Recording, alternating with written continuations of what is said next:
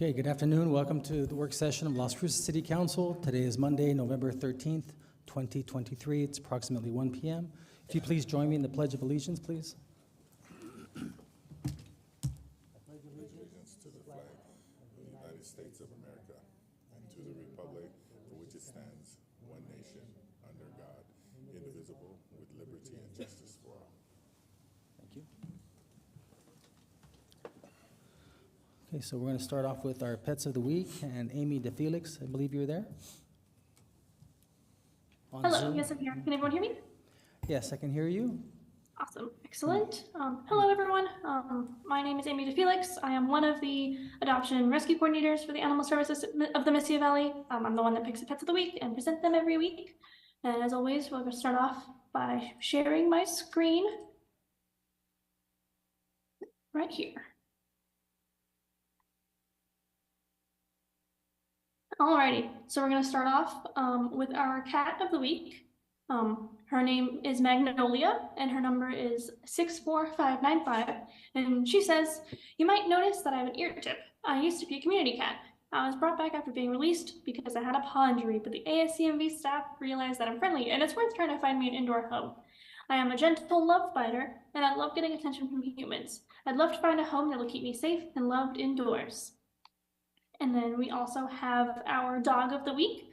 His name is Ryder. His number is 61614. And he says, "I'm a playful and energetic boy who just wants to explore the world.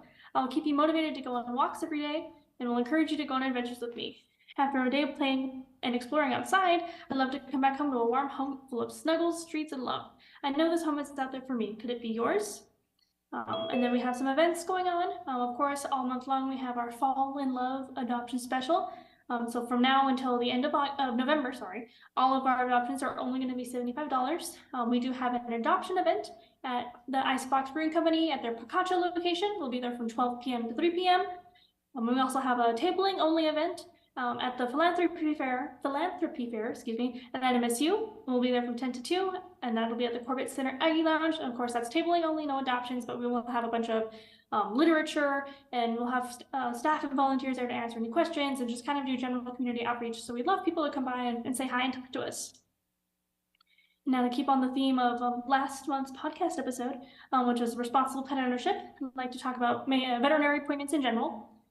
As always, we and a lot of rescues and shelters recommend scheduling your newly adopted pet to have an appointment within or around like the first week after you adopt them, or as soon as possible after that. I guess I know we're still struggling with the vet staff shortages, so appointments kind of get delayed a little bit. So as soon as possible, within or around the first week after adopting, I get them seen by a vet.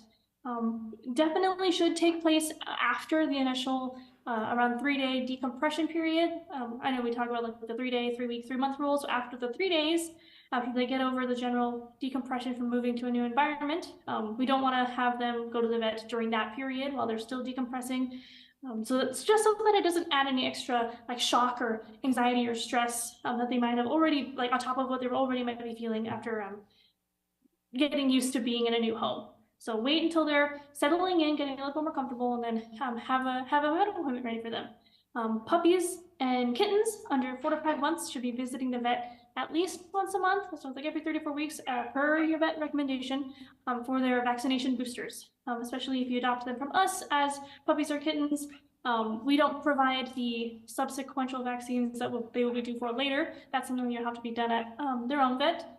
And then from there, the vet clinic will take on the rest of the course, basically. So they should be seeing the vet, puppies and kittens under 4 to 5 months should be seeing the vet pretty frequently. And then adults between 1 to 7 years old only really need to attend an annual exam so long as they're not sick or injured or there's anything concerning. And that's just to get their like routine blood work, vitals examinations, just making sure everything is working all right. And then senior pets, so that's pets that are 8 years or older, they are recommended to have an exam twice a year, so once every 6 months, and that's just seniors are of course more predisposed to getting more health issues and stuff like that. So we also recommend like every 6 months, just so they can maybe do like blood work, making sure everything is still going strong and nothing is declining. Or if it is, that they can monitor it and manage it early on. And of course, the reasons why we encourage people to become an established like routine client at a vet clinic. As a part of socialization, bringing your pet to the vet on a regular basis can kind of help them be acclimated, more comfortable at the vet overall, and going to new places overall. That kind of helps. It can help make them a little more comfortable in general if they're going just for annual exam, just for a checkup, instead of when there's something seriously wrong. And then that kind of helps associate in their mind that, oh, the vet isn't a scary place where only bad things ever happen. I'm only ever here when I'm feeling the worst, and they don't like that feeling. They kind of associate it with that. So if you have them be a regular client, just making sure everything's good, doing a annual exam, a physical, just to make sure everything's all right, and they get spoiled and loved on and they're feeling healthy, that kind of helps them feel a little bit more comfortable in general. Of course, being an established client at a clinic does make it easier to prevent emergencies by having their vitals regularly examined and monitored. So if there's anything internal that might be going on that can present as an emergency later on, the vet clinic can help identify that early, address it, and make sure that it doesn't become an issue later on. Early treatment is kind of the best sort of preventative for emergencies, of course, but especially here in Las Cruces, actually, at this time specifically, it is easier to make an appointment for a sick or injured pet if you're already an established client. There are some clinics in town that'll take priority over existing clients, over new intakes, or the new intakes are like more new intake urgent care exams are a lot more expensive than just like a pre-established client urgent care exam and something like that. And there are also certain clinics in town. I believe the one that's coming to mind is Schumacher for sure. And you can always check with the other vet clinics in town if you'd like. That they do offer after hours emergency care, but only for established clients. So it's definitely an incentive to already kind of get your pet there in the books and have them ready, just in case an emergency pops up, because then this Las Cruces clinic can help you instead of having to go over to El Paso, which is the next nearest clinic, basically. And of course, and what can often be the case for senior pets, being a routine client can help you kind of identify, monitor, and manage any sort of chronic health conditions that your pet can have, just so that they're kind of set up on the best path to success and living their best life, and making sure everything's okay. And there's no, I guess, health surprises, if that makes sense. And of course, being an established client in general, the vet staff will become familiar with your pet. They may be able to offer some insight if they maybe happen to notice something abnormal with your pet. If they might be acting a little bit differently than they normally would at the clinic, or if they see something on their vitals that is a little abnormal, they can let you know and they can maybe look into it a little more. But since they already have that familiarity and that sort of rapport with your pet, they'll be able to help you a lot easier than if you're already there at an emergency and it's kind of like a blank slate, if that makes sense. But of course, we encourage you all to take a pet to the vet. It's definitely not a bad thing. Making it a fun experience for them is definitely encouraged and keeps them safe, happy, healthy, and comfortable. So thank you. Okay, thank you, Amy. Appreciate that. So the next one, we're not going to have the jobs of the week because she's going to be presenting agenda item 3.1. But before I get to that, I just want to let you know that Councilor Abeta wishes she could be here. She had some prior engagements. She's currently the chairman or president of the Municipal League, and so she's out of town for those pre-planned meetings. Okay, so we have the first item, excuse me, is going to be 3.1, New Mexico Workforce Connection Programs, and Irene Pata and Sarah Rainey will be presenting. And I think you're going to also incorporate the jobs of the week, I think. Yeah. Thank you.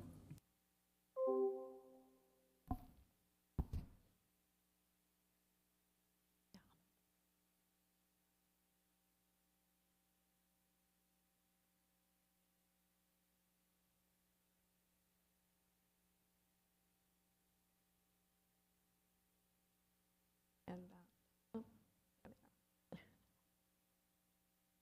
Thank you.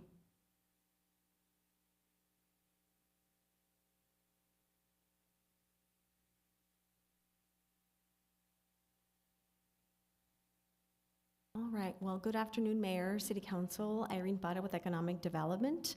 I'm very pleased to have with us here today one of Economic Development's most valued partners in workforce to discuss the important programs that they have available to both our residents as well as our local businesses. So with that, I will hand the presentation over to Sarah Rainey. Good afternoon, everyone. Thank you for having us. Thank you for having us in person. Normally I'm online, so this is different. Again, my name is Sarah Rainey. I am the one-stop coordinator for the Southwest region of the Workforce Connection. I brought with me a team of providers that are focused here in the Southwest region. The region covers Hidalgo County, Luna, Catron, Grant, Socorro, Sierra, and of course, Doñana. Today, we wanted to introduce you to the ones that are here locally so that you can see what the programs offer here in our local offices, what's available for our community, in case you weren't aware of the things that we're doing. So just to give you a brief of what the one-stop operator does. The one-stop operator, basically what my job, along with Giselle Padamadas, she's my one-stop operator, she and I bring all of the providers together within the communities, and that's across our region. Again, we bring this team, along with our offices that are in those other locations within the counties, we bring them together, bring all the services that are available in the communities, from health services, mental health, education, adult education, youth as well, work services, all of those together to provide for our communities. So I'd like to go ahead and bring up,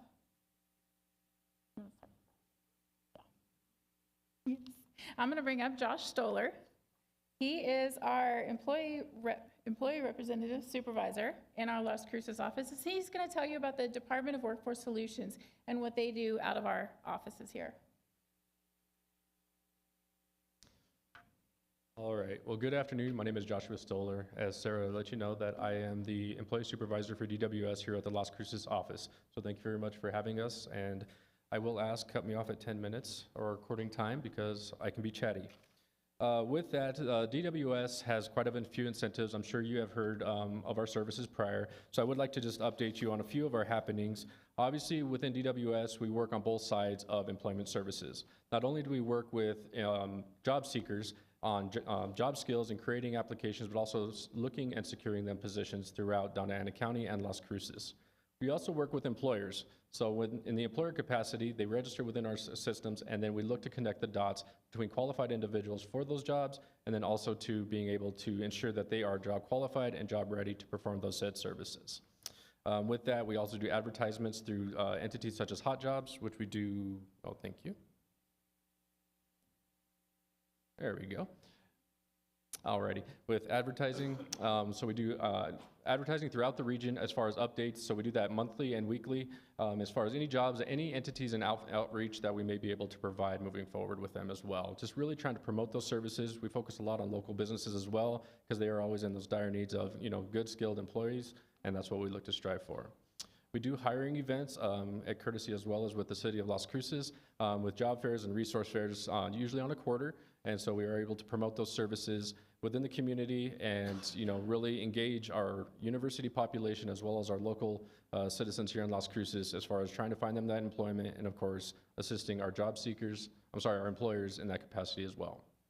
Pre-employment screenings. So we do a lot of work with our employers. As you know, as an employer, you may have a lot of volume of applicants that may come through your systems. So what we really like to do is we strive to assist them in screening those individuals in that pre-employment capacity, seeing what they're qualified for, maybe they're not qualified, and the other side of that goes into job skills and assessments. So we may have a lot of individuals across the spectrum, maybe they're straight out of high school or straight out of college, and they're not quite certain of what they're wanting to do. We do offer systems and assessments to being able to kind of see what their skill sets are at, where they're currently at, or maybe they want to be in IT, but they're not quite there yet. So we're able to provide that service to them and being able to see and score that and then get them situated with the proper channels in order to participate and, you know, better their education and knowledge at those jobs that they're looking to achieve. We also do coordinating interviews. So within coordinating interviews, we call them mock-it interviews. So they're set up much like a regular interview setup. And what's really nice about that is they can get all of the jitters worked out with us in that capacity. So not only do we assist them in how to answer questions correctly, but more importantly, what not to ask or say in an interview capacity. So we work diligently with them with that. We work within our high schools currently. Las Montañas is one of our main ones right now. And what we work with those students, we get them and we work on mock-it interviews, how to fill out resumes, and all of the proper documentation. Oops. Alrighty. So here we have our veterans priority as services and eligible spouses. So with our veteran community, obviously we have quite a few bases and military families within our area. What that looks like is it's one-on-one and a specialty to our veterans. And so what that looks like when it comes to job counseling, we have in-house a DVOP, which are Disabled Veteran Outreach Personnel. He meets with veterans who may be on the DD-214, and most recently he became a 50-50.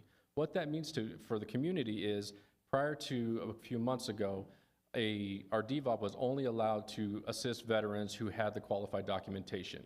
Now as a 50-50, he's able to assist any veteran in that capacity. And what we saw with that was there was a strong veteran need who may not have their documentation that they need. So this negated all of that. So Fernando Caro is our DVOP, and he is able to assist our veterans in being able to provide those services, job readiness, looking at jobs that may be specifically for veterans within our community and assisting them in that sort. We also have Jason Bernal, who is our leaver, and Jason assists businesses that identify as being veteran, pro-veteran, if you will, and hiring veterans within our community and looking for those jobs for our veterans as well. Throughout all of that, they also assist with the resume building, resume assistance, and what's really nice about this entire program is it's veterans speaking with veterans. So they have a almost immediate rapport, they understand the lingo, they understand the mentality that they have together, and then they're able to provide those services throughout and offer case management throughout their employment seeking performance.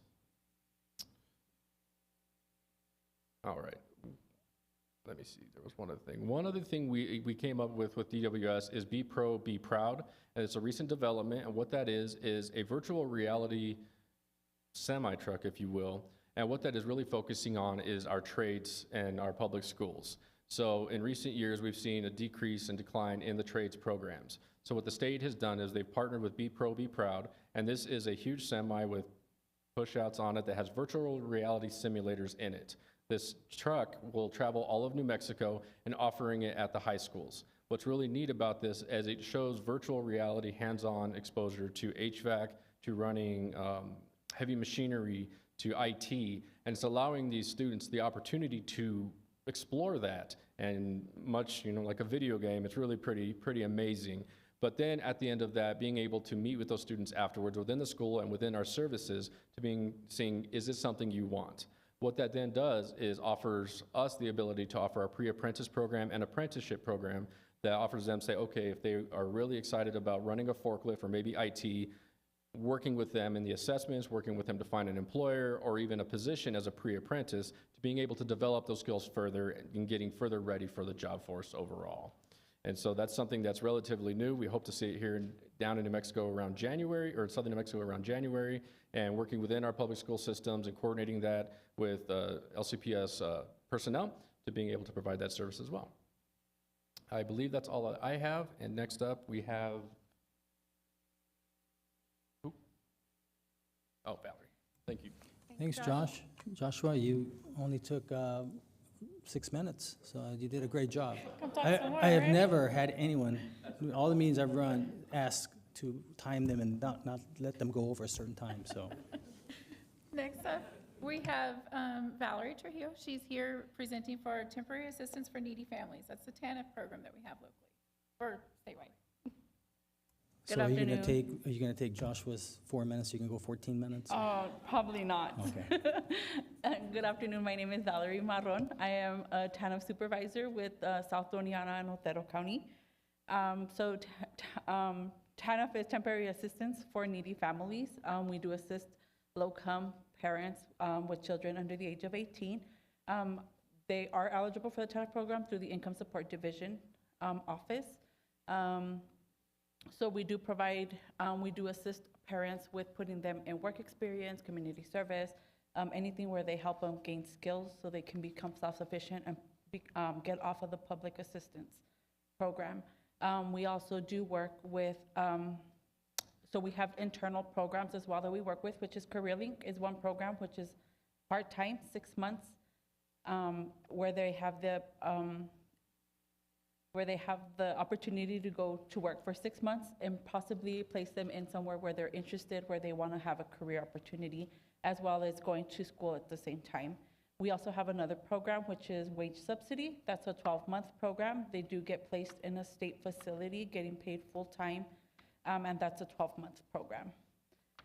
We also have other education programs, which is Education Works. Education Works is as long as they are going to school for an associate's degree or higher, they are eligible to get state funded, and it doesn't count towards their TANF months. Being on TANF, you're only eligible for 60 months throughout your whole lifetime. So once you reach those 60 months, you are no longer eligible for the TANF program. The wage subsidy program has been very successful. We do have a few of our consultants currently who have been hired through the wage subsidy program into career consultants. And that's all I have. Okay, thank you, Valerie.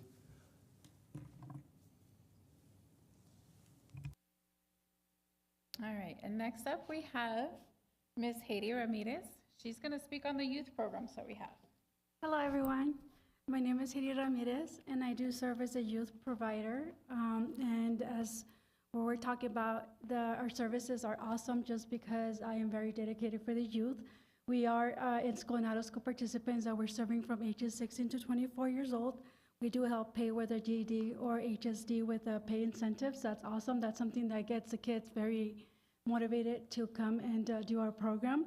We also do supportive services such as we buy them any type of equipment, work equipment if they need it, or even work attire as well.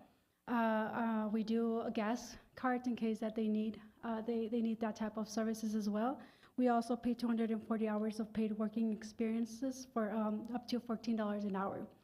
In addition for that, we do also, like I said, work clothes, school supplies in case they need some school supplies, transportation, and I think I already said gas cards. A lot of the program services that we serve or that we engage our kids is with paid and work experience. We do career exploration. We make them aware of all the explorations and everything that they have out there to be able to choose and pick their best interest. Also, personalized goals planning as well. We do a lot of that. We do a lot of guidance and counseling in case that they need, especially nowadays, a lot of our kids are needing a lot of our mental counseling. We do have that as well in case that they might be needing it.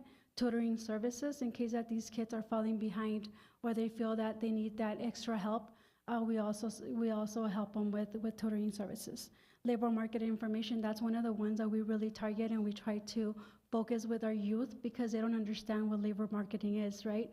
A lot of the times they want to become doctors or engineers, but are they really going to be able to get a job where they're living at that point? So that's type of the labor marketing. We help them explore that and make them understand what it is.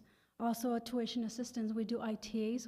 That's our in-school tuition assistant. We help them up to $4,000 for a short-term, like CDLs or like maybe the dental assistant. We've been able to do that as well. I mean, as many others, but those are the ones I can remember out of my head at this point. Career training, we do that as well. Financial literacy, we do pay an incentive for them to take a financial class for us. They need to understand, a lot of these kids don't understand what a bank is or what savings are. So that is part of our work experience. And I do want to kind of brag a little bit of a Design Your Future. That it's something that we just implemented this July. And it's been really a success where we're targeting out of our 13 elements that we have to be targeting with our kids. We're doing it in 8 elements in a one-day Saturday class. That is from 9 in the morning all the way to 3 p.m. And I know it might sound a little bit too harsh, but these kids get very involved, and this is where we're trying to implement all these type of financial literatures. They do mock interviews as well within themselves. And the really cool thing about it is that it's within our 7 counties, and we're doing it virtual. So that's something that was really innovated, thinking outside the boxes. We really wanted to target every single one of our youth, you know, from Socorro all the way to Sunland Park. And at first we were like, oh, maybe they're not gonna be able to be interested, but guess what? These kids have been interested. We've had at least 17 every month from July till now, which is a very good number. And they're also getting all these incentives as well. They do get $50 just to be a financial literacy, and they also get $50 to be in our class. So that's $100 that they can obtain within that day. So that's something that really motivates them. Of course, money motivates everyone, right?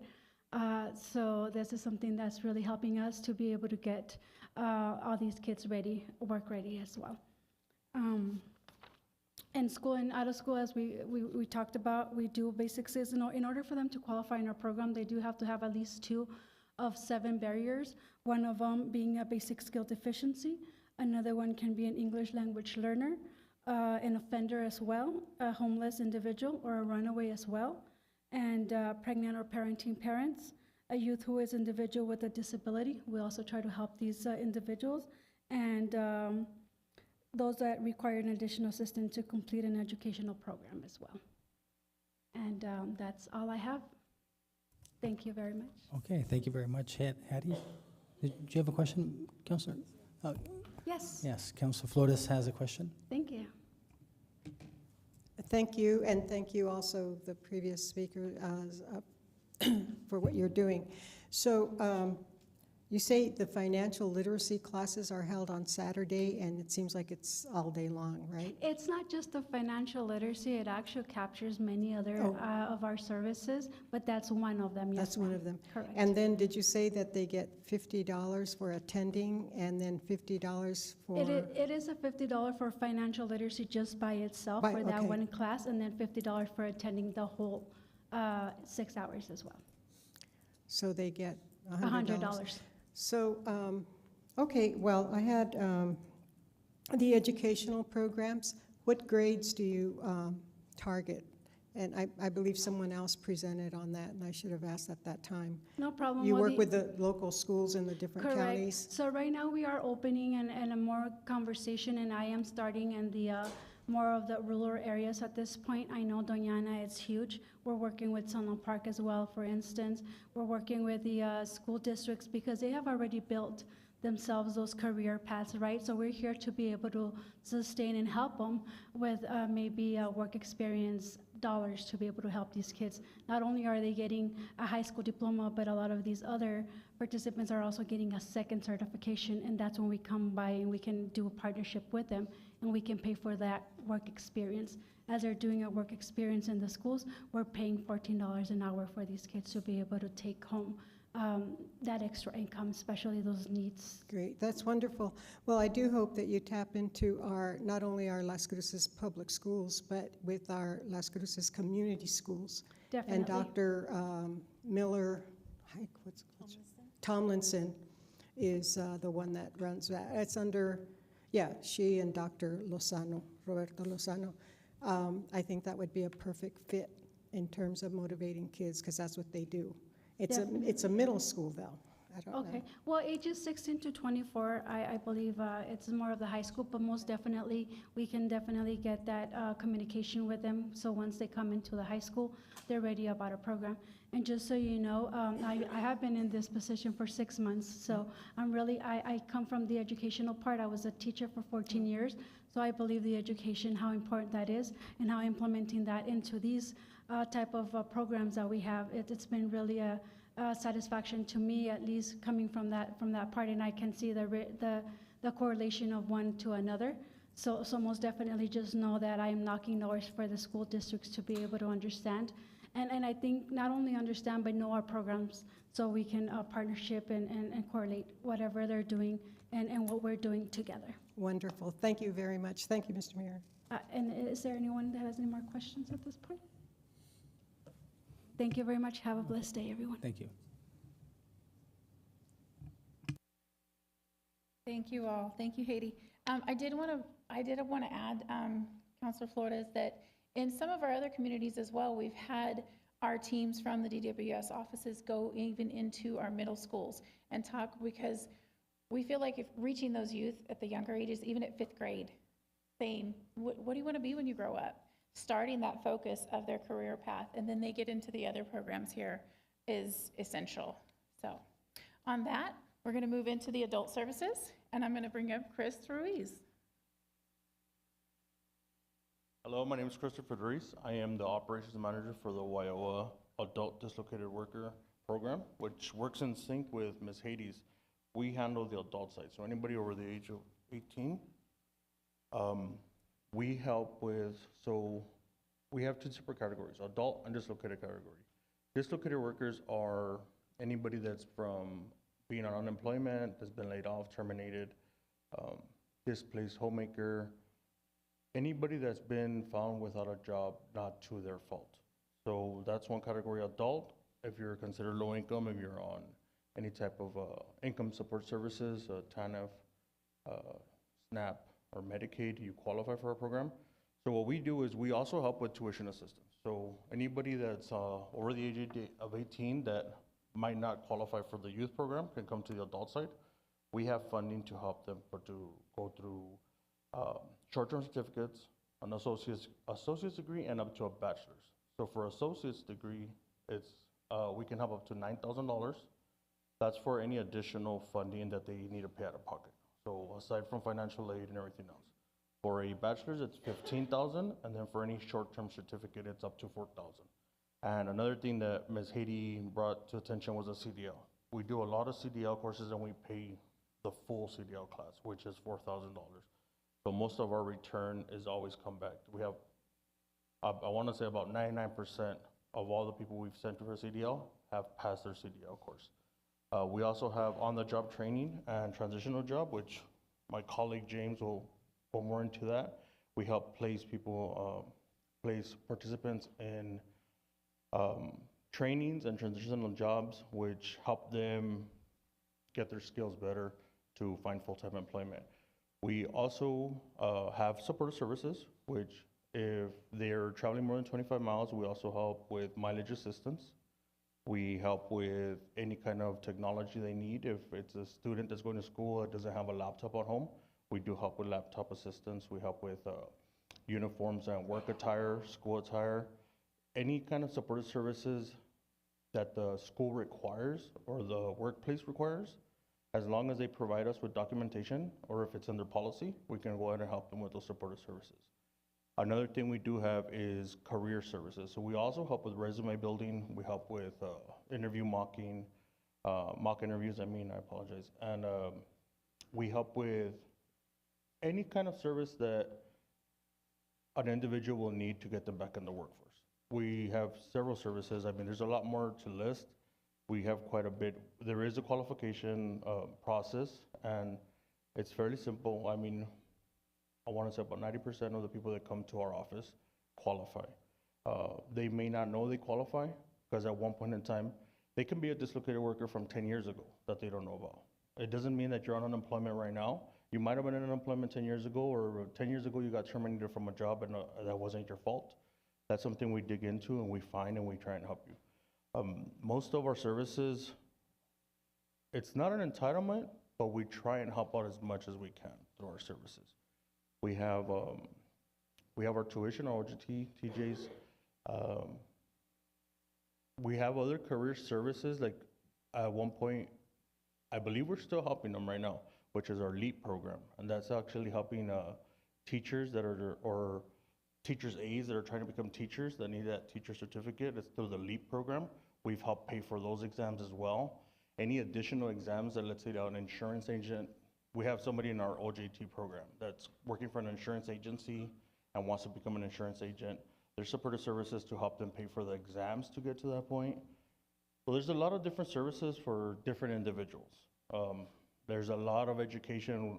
One of the requirements for tuition is that the job be in demand here in our area. So you can't just go for any type of degree you wish. It's got to be under, and it's under the New Mexico Workforce Connection website. Under education services, you can search all the programs. We work with the ACC, Western New Mexico. Locally, we work with Pinnacle, Glitz Cosmetology, and a lot of online services. So there's overwhelming information. I strongly recommend everybody goes through that and looks it up because there's a lot. Me, myself, I come from being on TANF, being on food stamps. I'm a single father, and if I knew these services were out there, I'd be using them as well. You know, it's just it's a lot. It's good work. It's good. We're doing good things right now in the community, and like Katie said, we're in 7 counties right now, but that's just the major counties. I mean, there's a lot of little towns we haven't reached out to that we're starting to go to. So like Catron is like way out there. We're actually planning to go out there next week, try and find people in those areas. We just need a lot of, and we also need a lot of services from, you know, partnering services that can help as well. But that's all I have right now. Thanks, Mayor? Chris. We have a couple questions. Councilor Bencomo, Councilor Flores. Thank you so much. You're right, there is an overwhelming amount of information, but it's really, really good. To your last point about, you know, you sort of wishing you even knew about these, what is the work that you all are doing to get the information out to folks? And is there a way that the city, or even us as individual counselors, can work with you to get this information out? We do, well, we're partnered with DWS. So a lot of our participants come from DWS, from the unemployment. We do, so this, on Wednesday, we'll be at Community of Hope here in Las Cruces. Good. So we're actually going to job fairs. We're trying to do as much footwork as we can, but we're only six TDSs and myself in the entire 7 counties. So I have 1 in each county. So it is kind of hard. So mainly it's word of mouth. I know that the New Mexico workforce is working on social media, and they're trying to get more information out on social media. But mainly it's all legwork. So we're out there, you know, knocking on doors, doing community services, 211 reports, which come from our DWS. That's what helps us out a lot. So usually people coming in for services, just looking for work in general, that come into through the doors, they usually get referred to us because it's, once they mention, you know, I'm trying to go back to school, I can't find nothing. That's when we come in and we go ahead and we help them out. Okay. Yeah. Well, for all of you, whatever we can do individually, like have you at our individual constituent meetings or whatever, I think it'd be really important that we start collaborating that way. And then I did want to note that I think community schools would be a great partner as well. Maybe you're already doing that. And then my last question, I know that you say on here, or authorized to work in the U.S. Are you trained to work with like DACA folks, as people who have DACA? We have helped, because I actually currently I help with a lot of immigrants, migrants, refugees, that as long as they're eligible to work in the United States, we work with them. Okay, Yeah. great. Yes. Awesome. Thank you so much. You're welcome. Anybody else? Thank you. Councilor Flores. Thank you, Mr. Mayor, and thank you so much. I too have a question about the working with, you know, people who are potentially not authorized to work. So how do you guard against any fear of approaching you to seek these services? What do you do? How do you advertise? Because it's very scary, you know, authorized to work in the U.S. So do you know exactly what documentation is needed so that you could put it out there before they even show up? Because people will not show up if they don't know what they're going to get into. So, so a special visa, or are you familiar with that? That's my question. The way, personally, I'm familiar just with the documentation we have. So the documentation we have, once we give, whether it's the DWS or any kind of service where we're going to a job for anything, all our information is on there, what's accepted to be qualified. So there is a qualifying process. We don't honestly go out there and advertise it at all times. It's just kind of, I guess it's in our documentation. So as in what we require. But me personally, I'm not too familiar with what you're asking. Okay, what I'm asking is this. Say, for example, you know, you put the eligibility requirement, and then someone reads authorized to work in the U.S., and that may be an ambiguous reading by that person. So that person would show up, you know, and look for your services. And then you would ask, would you be asking that person if they are authorized to work? And what, Yes. yeah, well, that's the part that concerns me, because it may be off-putting, or people might be afraid to approach Okay. see what I'm saying? Yes, I understand what you're saying. So I think it's a matter of making it, very clear so that Yes. people aren't afraid. And I don't know how you would work that with, you start Yes. getting into legalities and all that, and you don't want to do anything to misrepresent what you're doing. Of course, that's a directive I could bring to my director. In regards to that, this is the first time I've ever had this question, so I'm not too sure how to approach it. But I know that, I personally haven't had anybody with that issue. Usually, once we ask for, if you're authorized, a lot of people aren't offended, but you never know. It might come up. So yeah, it's something to look into, and I would definitely take that to my director and see what we're doing with that. Okay, I know that Congressman Vasquez, Gabe Vasquez, is looking into making the availability, the possibility of being employed, not irrespective of proper documentation, but amplifying that identification to qualify for jobs. So thank you very much for your Thank work. you. I appreciate it. Thank you And very much. kudos to you for the way you lived your life. Thank you. Any other questions? I think that's it. That's it. Thank you. Thank you all. Up next, we have James Fielder. He's going to talk more on the on-the-job training and transitional jobs, a little more specific about those. Hi, everyone. Good afternoon. And to answer your question about the James, advertising, can I have you lift up the mic, please? And I just need you to state your name, even though. James Fielder, I'm the business operations manager for both the adult as well as the youth program. And to answer your question about the advertising, we actually have a site on Employee NM, as well as billboards and radio and things like that. Our one-stop operator is working feverishly right now to introduce different social platforms and things of that nature. And the different programs, we're doing things like TikToks and all that kind of stuff just to let people know about the different programs that we at Workforce have. So what I'm here to talk about is on-the-job training, transitional jobs, and customized training. I'll start with transitional jobs.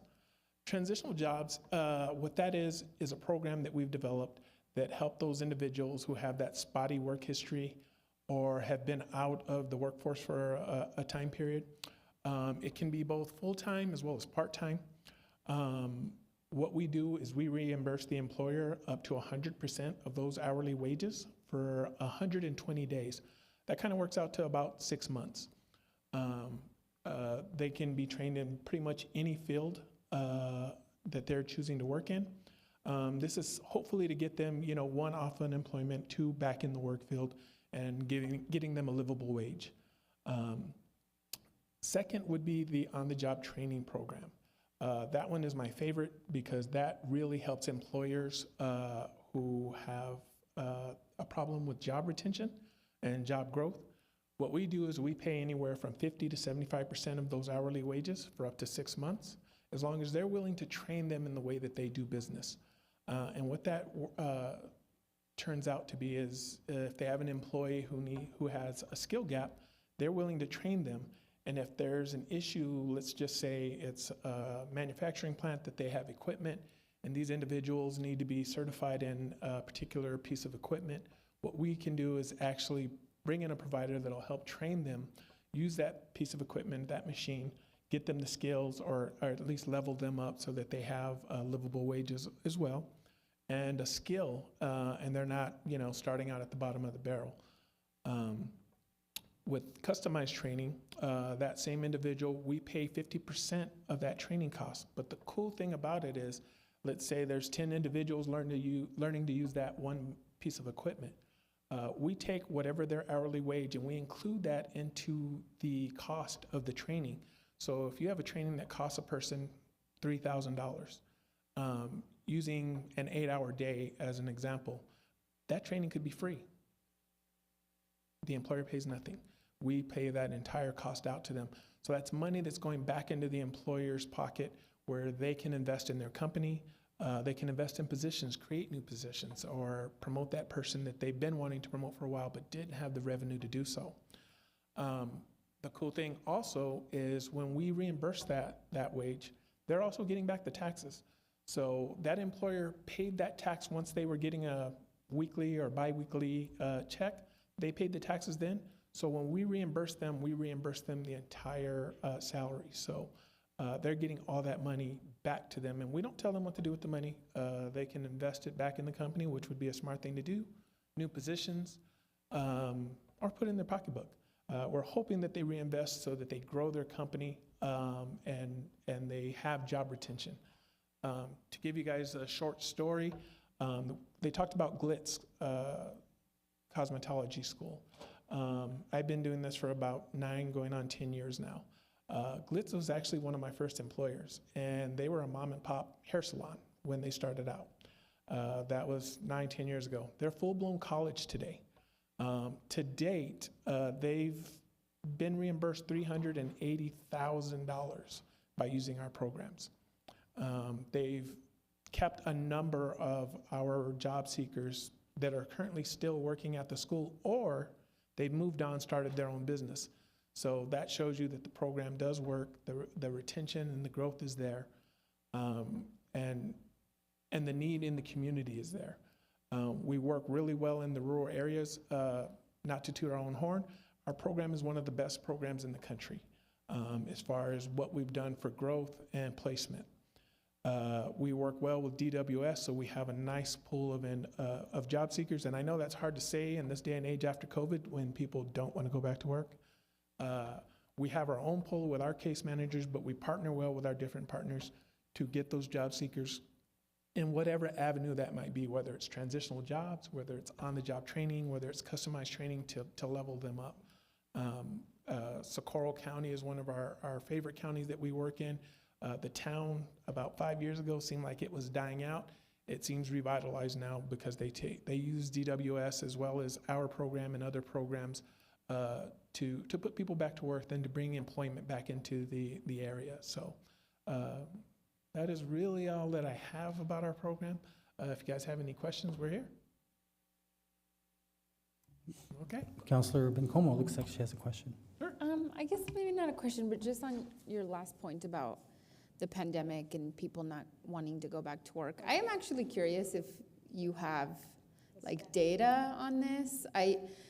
Because I think sometimes when I hear that, I think, or do people not want to go back to jobs where they don't have paid sick leave, health insurance, where they're not treated fairly, where they get sick and get everybody sick, right? Like, or maybe did the pandemic sort of help expose all the ways in which people weren't being treated fairly in their job and their life wasn't worth the risk? Personally, I think all that you said has always been there. I just think now people are actually just voicing that. What I've seen is, and it's a big trend, people want to work from home. So they're looking for jobs where you can work from home. Some cases, it's a matter of pay. I'm sure all of you have seen, and I saw this literally during pandemic, McDonald's used to pay like nothing. Now you can work at McDonald's for like $25 an hour. Target pays $25 an hour right now. But you have major companies or manufacturing plants that they can't meet that wage, but you know now that all along McDonald's, Burger King, Wendy's, they always had this money and just didn't pay the people what they should be paying. So I think it's something that's always been there. It's just that like all things, it evolves, and I wish I could say I had data for it, but that's just how it goes right now. Thank you. I'm just curious. I often hear people say this, and I'm always wondering if they've talked to people who are actually on the other side of that, and wondering if they've ever asked, well, did you think about how the pandemic impacted people without paid sick leave? So, I absolutely love my business team. They work with employers, and we found that employers had to have the mirror turned in on them and find out that their culture wasn't inducive as far as producing productive employees. So they've had to change their practices in that. So yeah, it's a little bit of everything. You're welcome. James, What, is Lordsburg in your territory? Lordsburg is indeed Are our you territory. guys doing anything over there? We I are working I in, get calls from some elected officials asking if there's anything that we don't want, send it their way.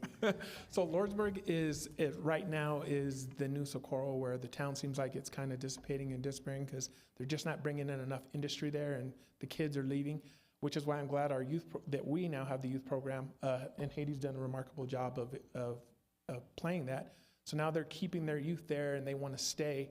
We're working with mainly their county and their municipalities as far as putting job seekers to work.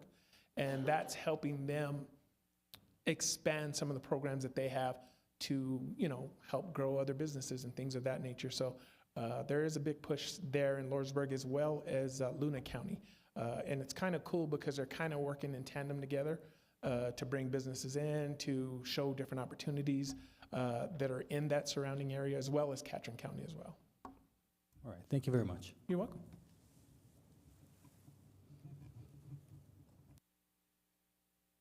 Thank you. I wanted to add to the Lordsburg statement. Giselle and I were able to start the second access point at the Lordsburg, in the city of Lordsburg. So at the Hope Haven, there is a access point where individuals can go and do job search via the computer. There is web access so that they can access our team here in Las Cruces, in Deming, in Silver City. All of our teams are kind of watching those access points that we have. So the Hope Haven is one of them, and then the other one's at the library. So we're trying to get our presence there in Lordsburg and help out. We've been working a lot with the city economic development, with Emily Gorkovich a lot lately, and their members there trying to get more awareness to their communities as well. So we are trying to pay attention to our smaller locations. So next up we have Mr. Victor Cabrera. He is going to speak on the National Farm Workers Jobs Program.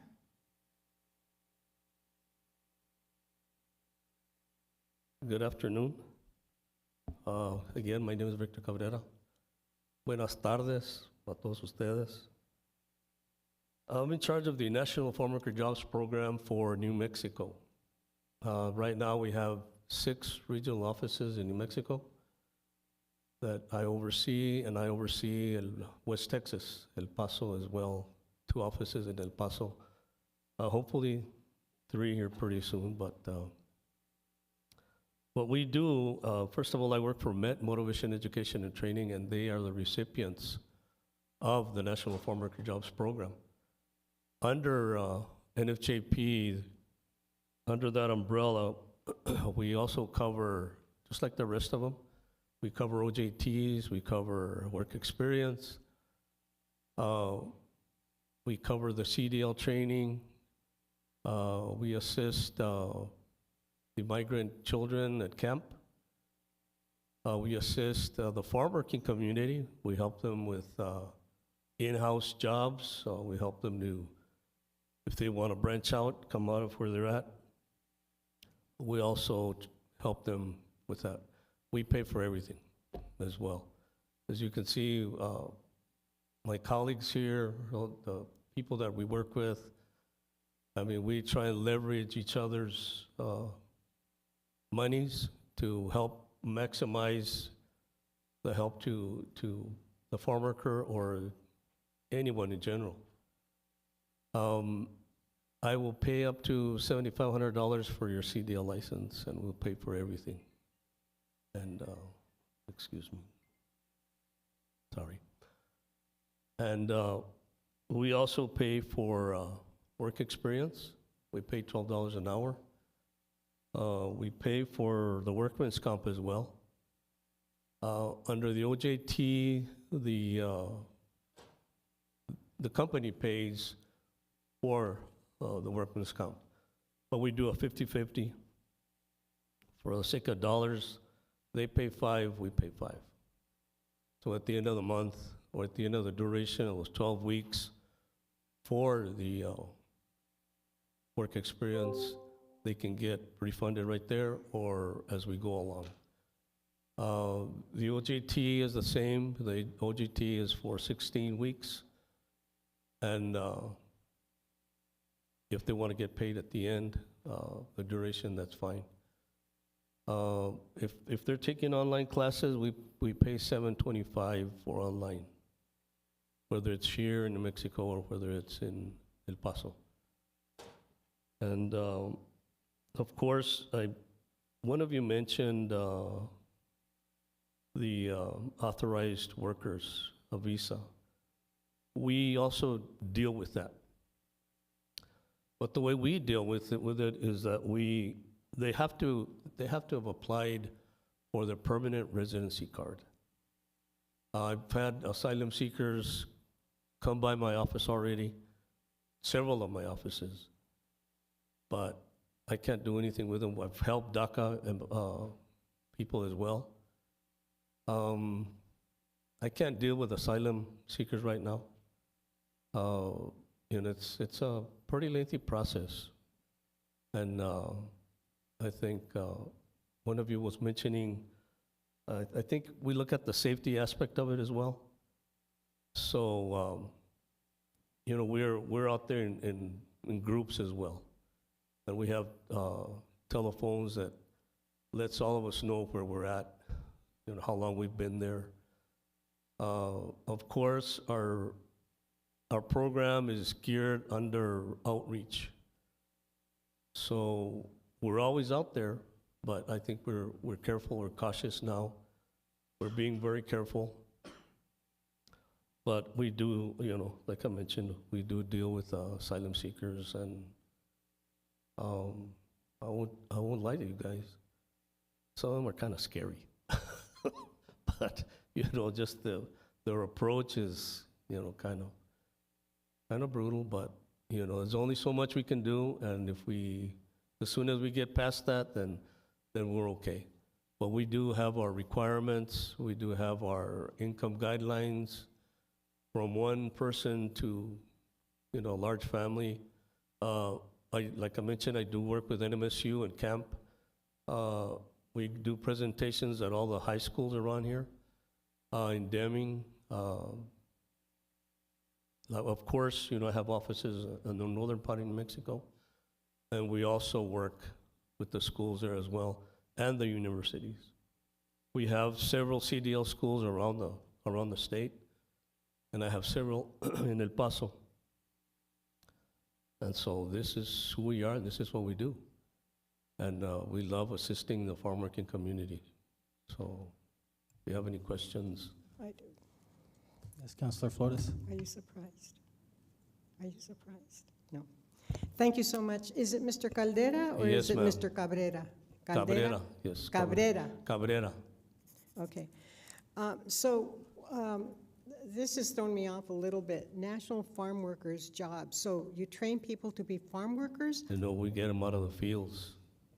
You get them out We of can train them inside the fields. Say, for example, if there's a farm worker that wants to be a supervisor or wants to be a tractor operator, because the tractors now, they have GPSs, right? So it takes a certain amount of time to get them trained. We train them under irrigation. It's a big process. So if you're just a chili picker, we can put you to be a supervisor in the fields or become a tractor operator or a forklift operator. Well, you also, your services include career counseling. So what kind of counseling do you give farm When workers? the kids or the farm workers come to our office, we always ask them, what is it that you're looking for? Because what we look for is a sustainable income, sustainable job that'll create sustainable income. That sustainable income will generate into the community. And, for the most part, that's what they're seeking, and that's how we counsel them. So to see. how long has the NFJP, how long ago was it established? NFJP was established in New Mexico since 1965 with Help New Mexico. And now with MET was established since 1967 in Texas, which they moved in to New Mexico. Okay, well, I have a lot of other questions, Go ahead. but thank you, no, thank you very much. Thank you. Okay. Thank you, Mr. Mayor. You can talk to me after, or, thank you. No, you don't want that. No, I'm just kidding. I'm just joking. She's a very lovely person. I just, you know. We definitely welcome all the questions. So next up, we have the Department of Vocational Rehabilitation. We were going to have Eric Padilla from the DVR office present, but he had an injury and couldn't make it here. So actually, Josh is going to get up and speak again about the DVR program and a little bit about what they can offer. Did you want 10 minutes, Josh, or you want the remaining 6? I was going to ask to recount my 4, please. 4 minutes? You got it. 4 to my 10. Alrighty, so yes, Eric Padilla is the program manager for the Las Cruces office and as well as the region. So Department of Vocational Rehabilitation is a really amazing program that works with individuals who may have a disability. And so the way this kind of looks in aspect to what DWS does, they work specifically with individuals that have disabilities. So in a process of what this looks like in a storyline, if an individual comes to our office looking for career services or maybe education, but they determine to us or disclose to us that they have some type of disability, what we then have the opportunity to do is do an internal referral to DVR. At that point, DVR will process them in a referral and look at what cases they need to present as far as the documentation, as far as what type of disability, and then also to what they're looking to do. Now, within vocational rehabilitation, that's not only job, but that could also be education. So within that capacity, they assist those individuals with the barriers that they may have in succeeding in the educational component as well as the overall job readiness, job placement moving forward. In the capacities that DVR is able to assist can be financial in means of going to schools throughout the region and throughout the state. It could also be as far as technology. So if they're in need of a laptop or if they're in need of any type of textbooks or anything of those materials, they're able to assist through a plan on that individual success. What that does look like, though, is it is a very specific plan for that individual. So if they are looking to go, for example, to NMSU for a bachelor's degree, they would be looking specifically at those items, those line items, if you will, on a financial, monetary component, and then being able to move forward as far as that goes. At any point, if there's a variation of their plan, or maybe they switch degrees, as I'm sure many of us have, with that said, they're able to assist them further in being able to adjust that plan and gain their success. Another aspect of DVR is the financial aspect is, say, transportation. DVR has a funding mechanism where they're not able to provide a vehicle per se to an individual, but maybe there's a vehicle modification. Example, if there's an individual whose disability is they are wheelchair bound, if the individual has a vehicle, DVR can assist in that ability to modify that vehicle and being able to help them succeed further in their transportation efforts, as well as, of course, getting to classes, work, etc. down the line. Now, depending upon their diagnoses and their job readiness component more so, if these individuals do come in and they go through the DVR program and then they become job ready, this is where it's a nice cyclical amongst our colleagues here of being able to do a co-enrollment or a reverse referral, if you will. If you have an individual that's gone through the DVR program, they are job ready, that's where that individual has the opportunity to come back to DWS or our partners and further that ability to bolster their skills through finance, through education, through the markets, as we mentioned, and being able to look at that job placement and looking for the best fit for them. DVR overall, lost my train of thought. I do apologize. DVR overall, they do have a great pool of individuals that do, through their counselor components, that do a lot of referrals to us and vice versa, being able to support those individuals and ensuring that no one falls through the cracks. And also too, if there's an individual that may not have a specific disability or a level of disability, well, that referral would come back to DWS or our partners and able to facilitate and being able to assist them moving forward as well. Question? No questions? So a story I'd like to share with you, an interesting story. It didn't happen here in a different part of the region, though.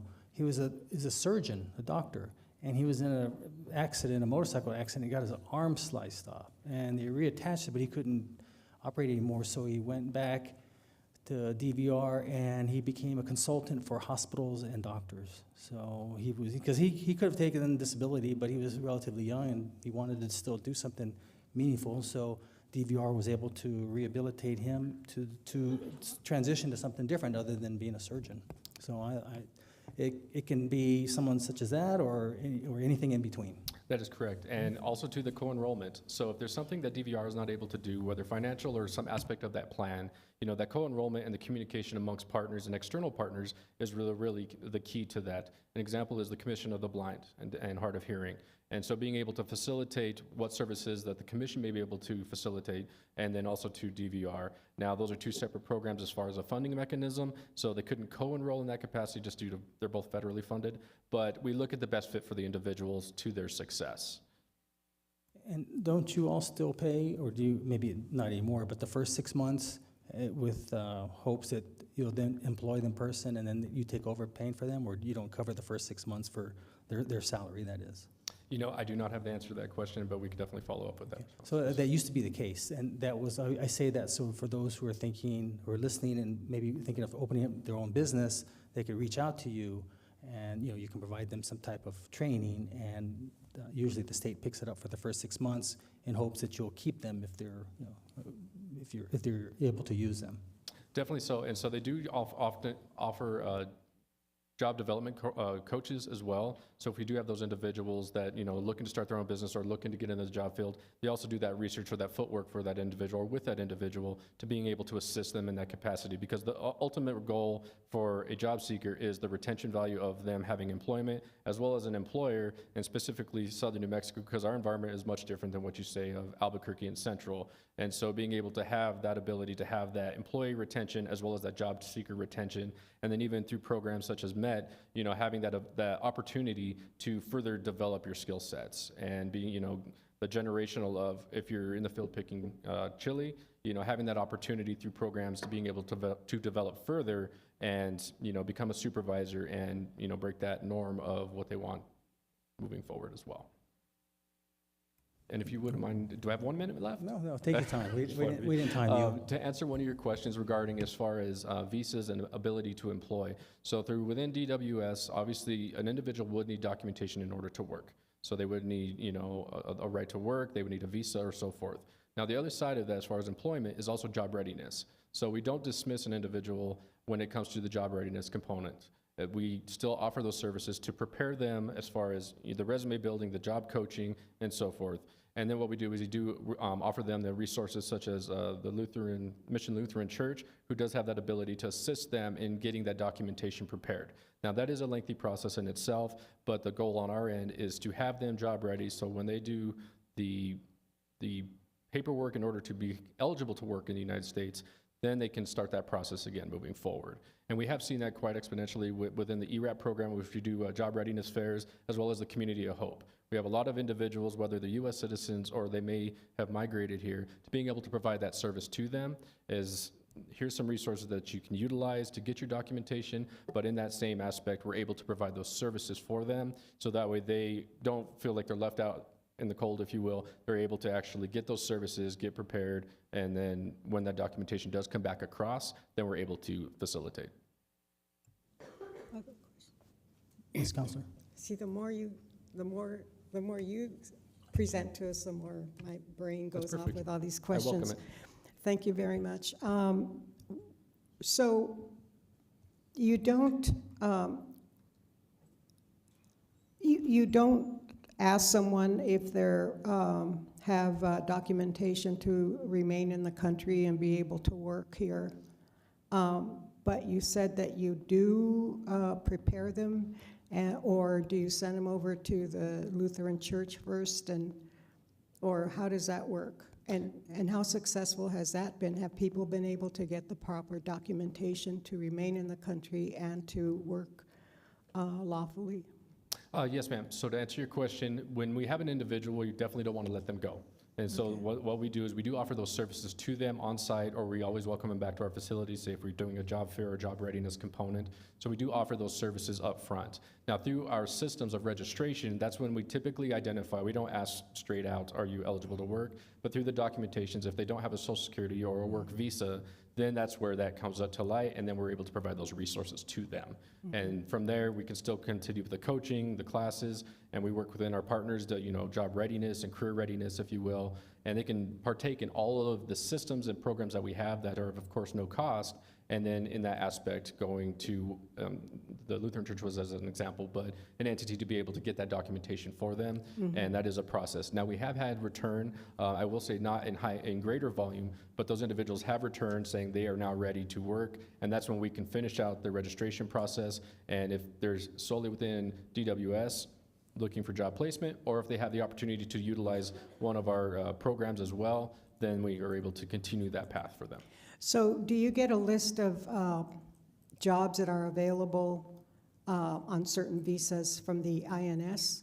Or how do you calibrate that? How do you work with someone who has the potential of perhaps working here without being too intrusive? I mean, I know that there are a lot of visas for people like certain engineers, certain this, certain that, whatever. And I'm sure that a lot of people that come to you, without a doubt, probably were medical doctors or whatever, wherever they, whatever country of origin they came from. But so do you have a list of the employment that is needed in this country, and would issue visas to those individuals who have the credentials or can train for those credentials? If we have individuals that have their visas, we can assist them in finding employment. No, okay. So They would have to have the visa first. They would have to have a minimum of a work visa, if not documentation to live and work within the United States, and then we can find them employment. Yeah, but usually the work visa is issued once they establish that they're needed in this country. In the perfect So system, yes. Yeah. Oh, you mean there's okay. You don't need to say There's some anymore. lag time, but yes, essentially, if there is any of that process with them, and if there is any documentation that is needed, we find the resources needed through them, and we also work, of course, the DOL to be able to assist them and facilitate where and how they could work. Great. Yes, ma'am. Thank you so much. Do you want me to ask more questions? If you would like to. Thank you, Mr. Mayor, and thank you. Thank you. Well, I'll kind of expand on that for you, Counselor. So,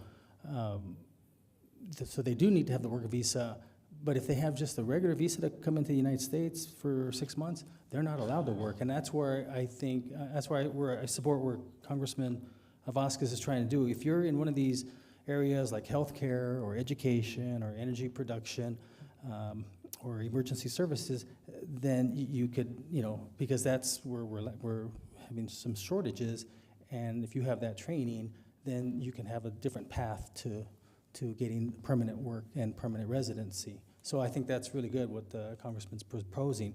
But and again, we don't make the federal laws here, but an employer has to fill out within a day or two when they hire someone an I-9, and it specifically says you have to show certain documentations, and that's just the way it goes. And if not, both the employee and the employer could get in serious trouble. If you don't show that documentation, it's patitas a la calle. I broke that down, yes. All right, is there any other questions? All right, thank you. Thank you. Josh. Thank you, everyone. I just wanted to, just to finish up, and hopefully we've answered all your questions. If we have not, feel free to give us a call. We did put all of our leadership information, all of our contacts that are here on this slide, as well as some of the others that are involved with our teams. I do want to point out, as I kind of do each week with our Jobs of the Week, we are all over social media. We are on Facebook, we are on Instagram, we are on LinkedIn, YouTube. We do a weekly hot jobs video, and that's hot jobs from across our region. So not only Las Cruces and Doña Ana County, but across all of the counties that we serve. As was mentioned earlier a little bit, we are on TikTok now. We're trying to feature each of our locations. We're trying to feature tips and tricks and just try to get, for one, it's kind of to focus in on our younger generations and get their attention as well and kind of pull them in. We have started talks about utilizing our youth program as well to help kind of bump that up in our social media areas. In Doñana County, we are in the Sunland Park area. We are on Appaloosa Drive. If you guys aren't familiar with that, there are links on our website on Employee NM to all of our locations as well as here in Las Cruces, we're over at 226 South Alameda. So if there's nothing else, that concludes everything for us, and we appreciate your time. And like I said, we welcome any questions, and we will come back and answer more questions if needed. Absolutely. Thanks, Sarah. Thank you. And Victor, she'll be waiting for you, so, okay. All right, so next is Affordable Housing Investment Strategy, Natalie Green, and Jen Lopez from Project Moxie.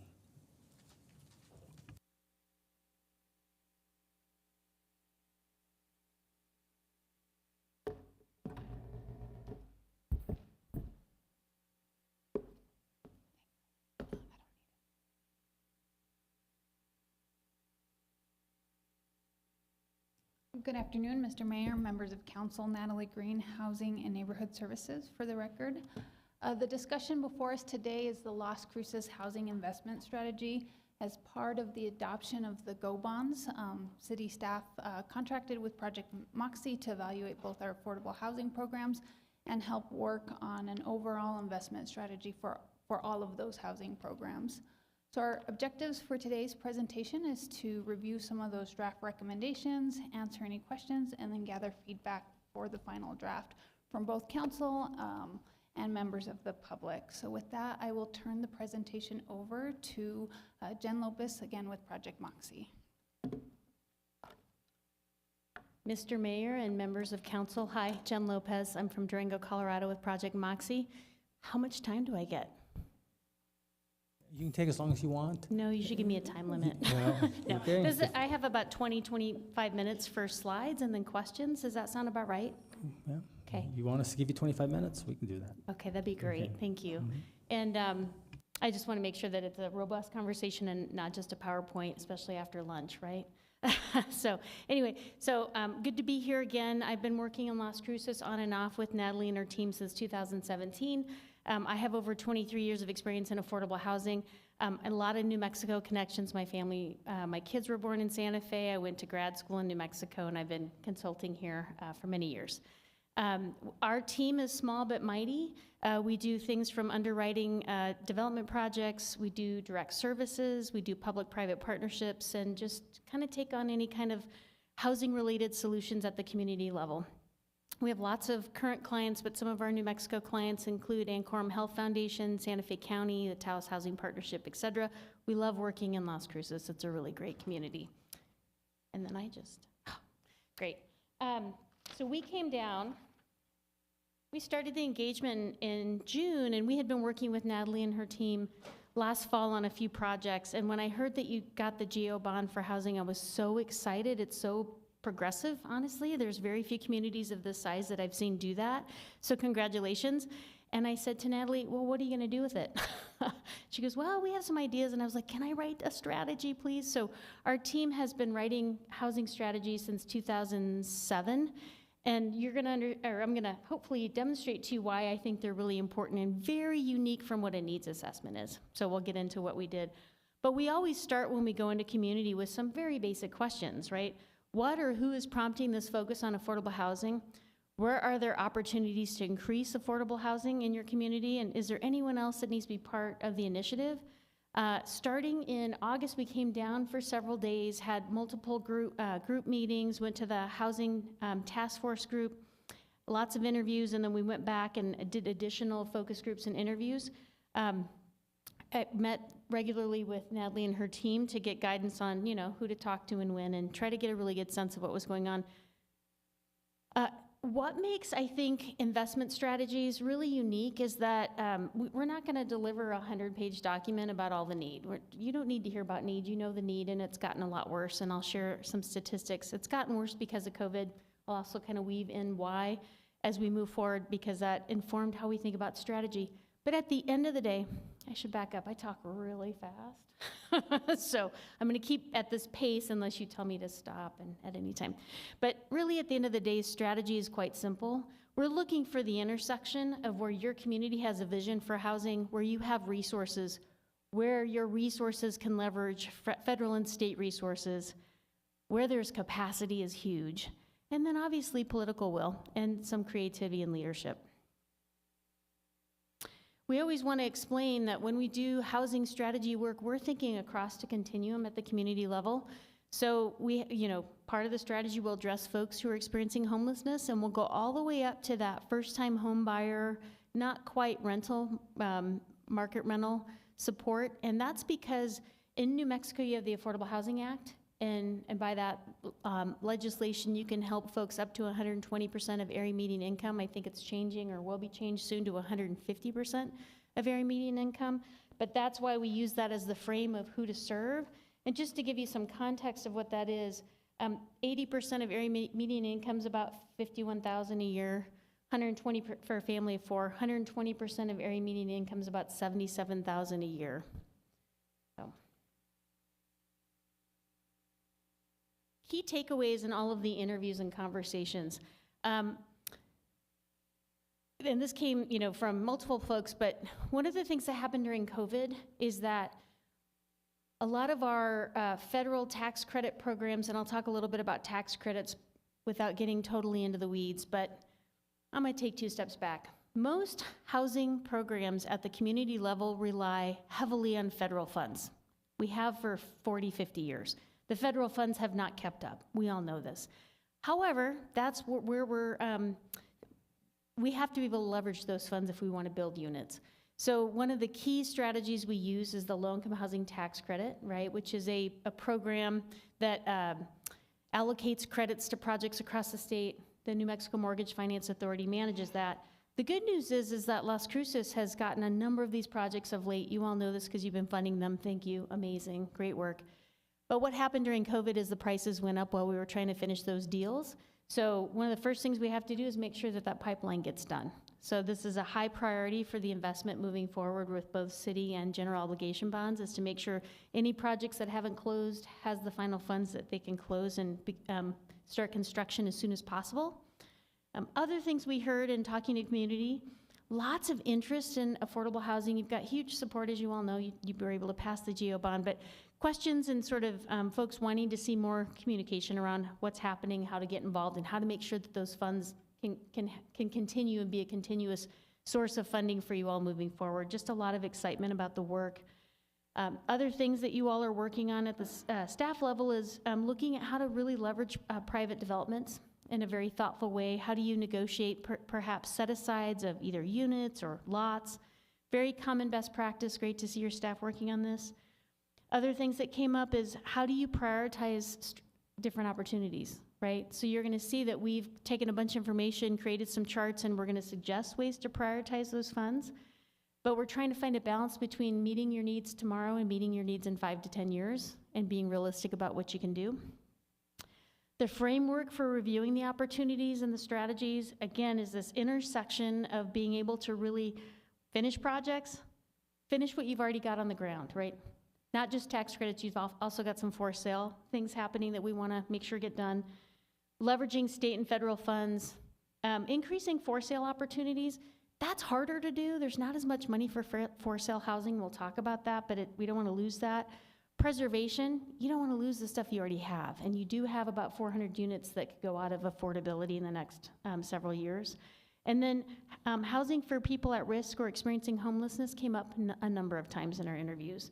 And again, all of this won't happen if we don't think about staff capacity here and making sure that we're either building staff capacity or adjusting the strategies to work within the capacity that's there. So you just start with numbers. So we spent a couple months just playing around and trying to figure out all the funds that you have available. You have almost $30 million to invest over 3 years. That's a really great number, very impressive. That $12.6 million, that city funding source, that's a bake sale that you're gonna do next year. I'm just checking to see if you're paying attention. Sorry. That is a gap number, so we backed into that number. What I understand is that every year your staff comes to you for projects, right, to fill the gap. We were trying to get ahead of that and say, we think this is the number over the next 3 years. So what happens to that 29.4 million? So here's all the different uses that we're proposing with your staff. So again, finish those existing tax credits, about 6.4 million to go in. The leverage numbers are based on actual cost of projects because your staff's underwriting. So your leverage is about it's a little over 200,000 per unit when you do tax credit projects, and that number goes up over time because the costs go up. I will tell you all your leverage numbers are pretty conservative, but essentially you'll leverage 78 million, you'll get 383 units. Makes sense? So I hope this is simpler, or fairly simple. That 2024-2026 city funds column is the amount of funding and the uses from that previous slide. We're showing the sources in the next column, and then what the leverage with federal or state funds would be, and then the number of units. So this is essentially your scorecard. Other uses, obviously, staff feels that it's pretty likely to do another 250 units of tax credits over the next 3 years, which is wonderful. There is beginning momentum around a special needs project for about 40 units, and that would be a state legislative ask with some other creative financing. Preservation, this will be kind of a new activity. We've slotted $1 million, and there's a number of ways that you could use preservation dollars. We've left the leverage in units because we're going to create the strategy as we go over the next 3 years. Home rehab, you've all been doing for quite some time. It's gotten much, much harder. You'll see in the recommendations for the strategy, keep doing it, but maybe you can outsource that to another agency and get a little bit more leverage from those activities.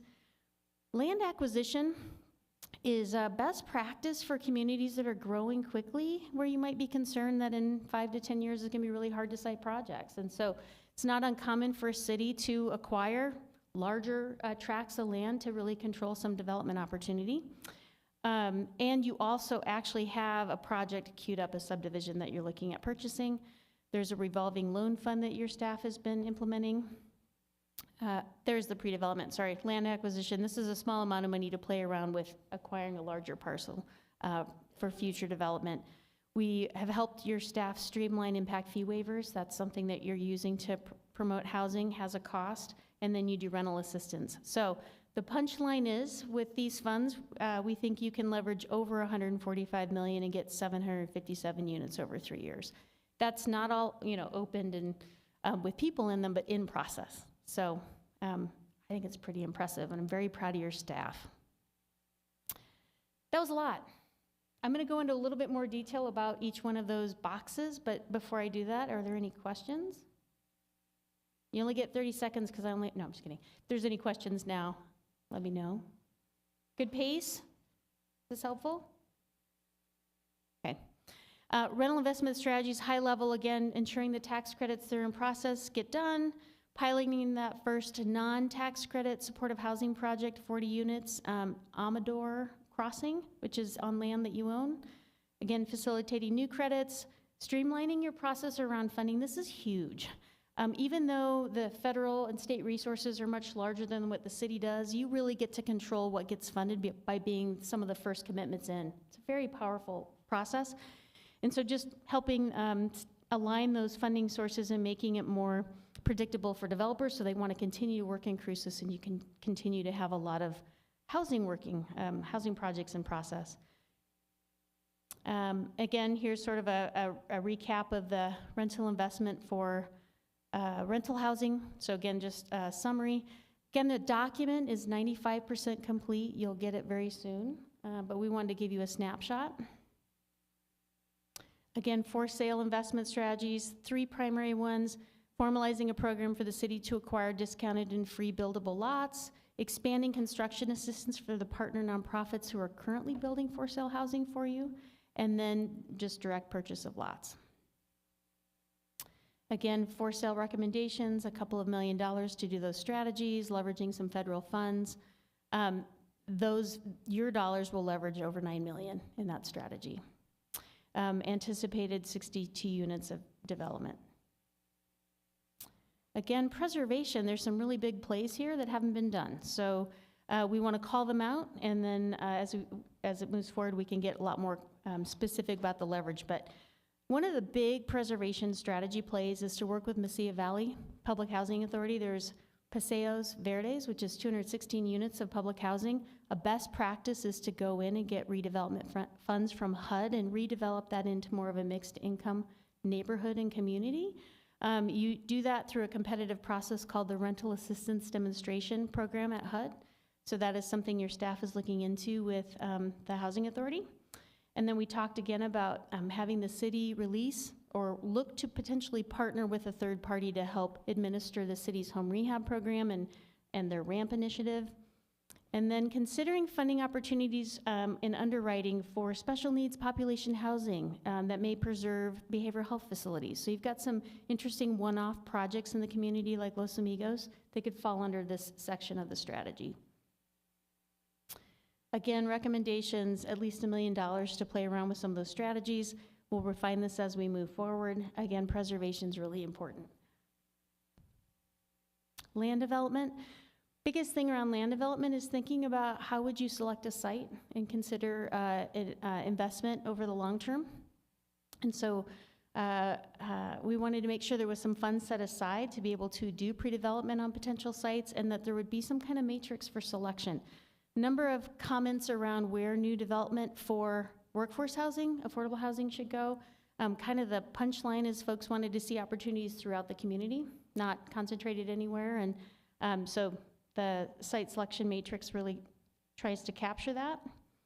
And then land development, again, this is the idea of going and kind of taking a look at something larger that you can control over multiple years. And so that $200,000 would allow your staff to do some early feasibility work on potential sites. Additional strategies that are kind of critical to make those core strategies go, and came up in a lot of the conversations, land use policy alignment. So again, over time, you just want to see if you're doing any updates to your land use code, that it's favorable to higher densities and more affordable development and things like that. And I see heads nodding, so not a first time you've heard this. That's very hard to do, but we have to name it because that's a thing. And I'll just say that this is becoming more and more common in other states we're working in, and we think that there's going to be some conversation at the Capitol here in Santa Fe this session, and the conversation goes like this: we can't fund our way out of housing, so maybe we need to ask local communities to commit to certain activities so that it's easier for us to cite projects that we're funding and we get a bigger bang for our buck. So I know that there are conversations like that starting to happen. And then always, and you all were very articulate about this when we were with you in August, the importance of advocacy at the Capitol. You have a lobbyist. Because these are such expensive projects, you need the funds from the federal and state levels. And so being very thoughtful about how you're planning and kind of putting together asks and working with your staff on that. Federal policy is always interesting. So, I mean, the challenge with federal policy is we haven't seen huge increases in the programs that we need, but you're always going to be doing that. You're always going to be looking at federal policy because you have to, because a lot of times we're just maintaining what we have. And then there's a lot of interest and just a lot of passion around community education and advocacy ongoing, right? So you got the GEO bond, but let's show people where it went, the impact it had, and just, keep the community engaged. We worked with the Affordable Housing Advisory Committee. We had one meeting with them. We'll be meeting with them again after the holidays. And they have a very specific role with the GEO bond, right? They are providing feedback regarding the whole project, and they can help the team test ideas and concepts, and they will assist with project messaging and engagement, and will recommend projects to City Council. Wow, that was good. All right. I hope that was helpful. I hope there's questions. And before that, Natalie, do you have anything you want to add? No? All right.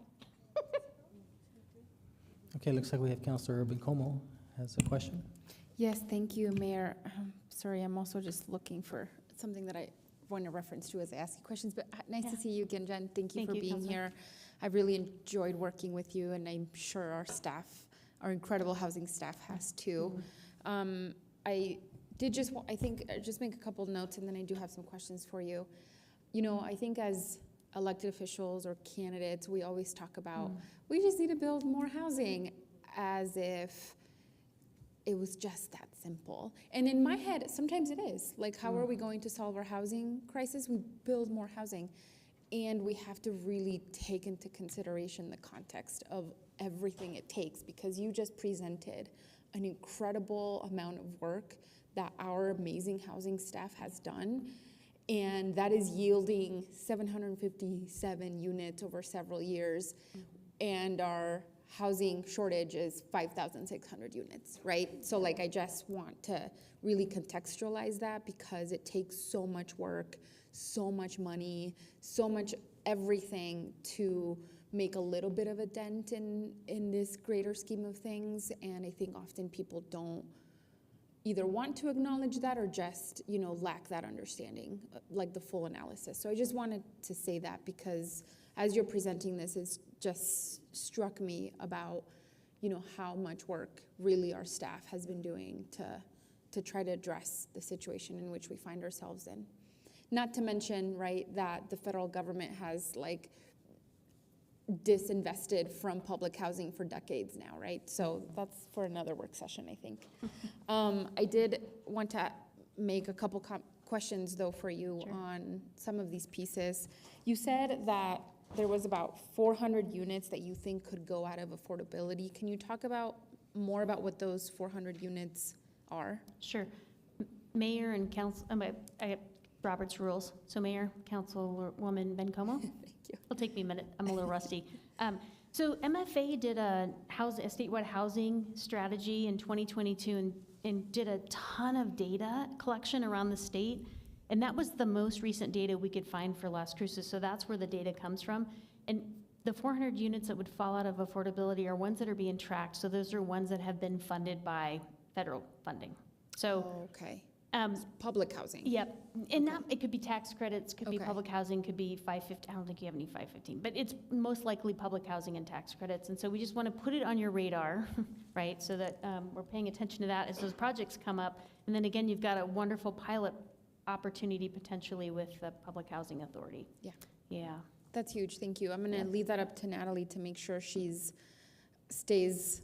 on our radar, Natalie, because I think that's huge. If anything, I've learned from Nicole Martinez and a lot of the housing advocates is, and this will actually go to my second question around messaging, is that how are we ensuring we're talking about prevention as well? Because as we're housing people, many other people could be entering into housing instability and homelessness, right?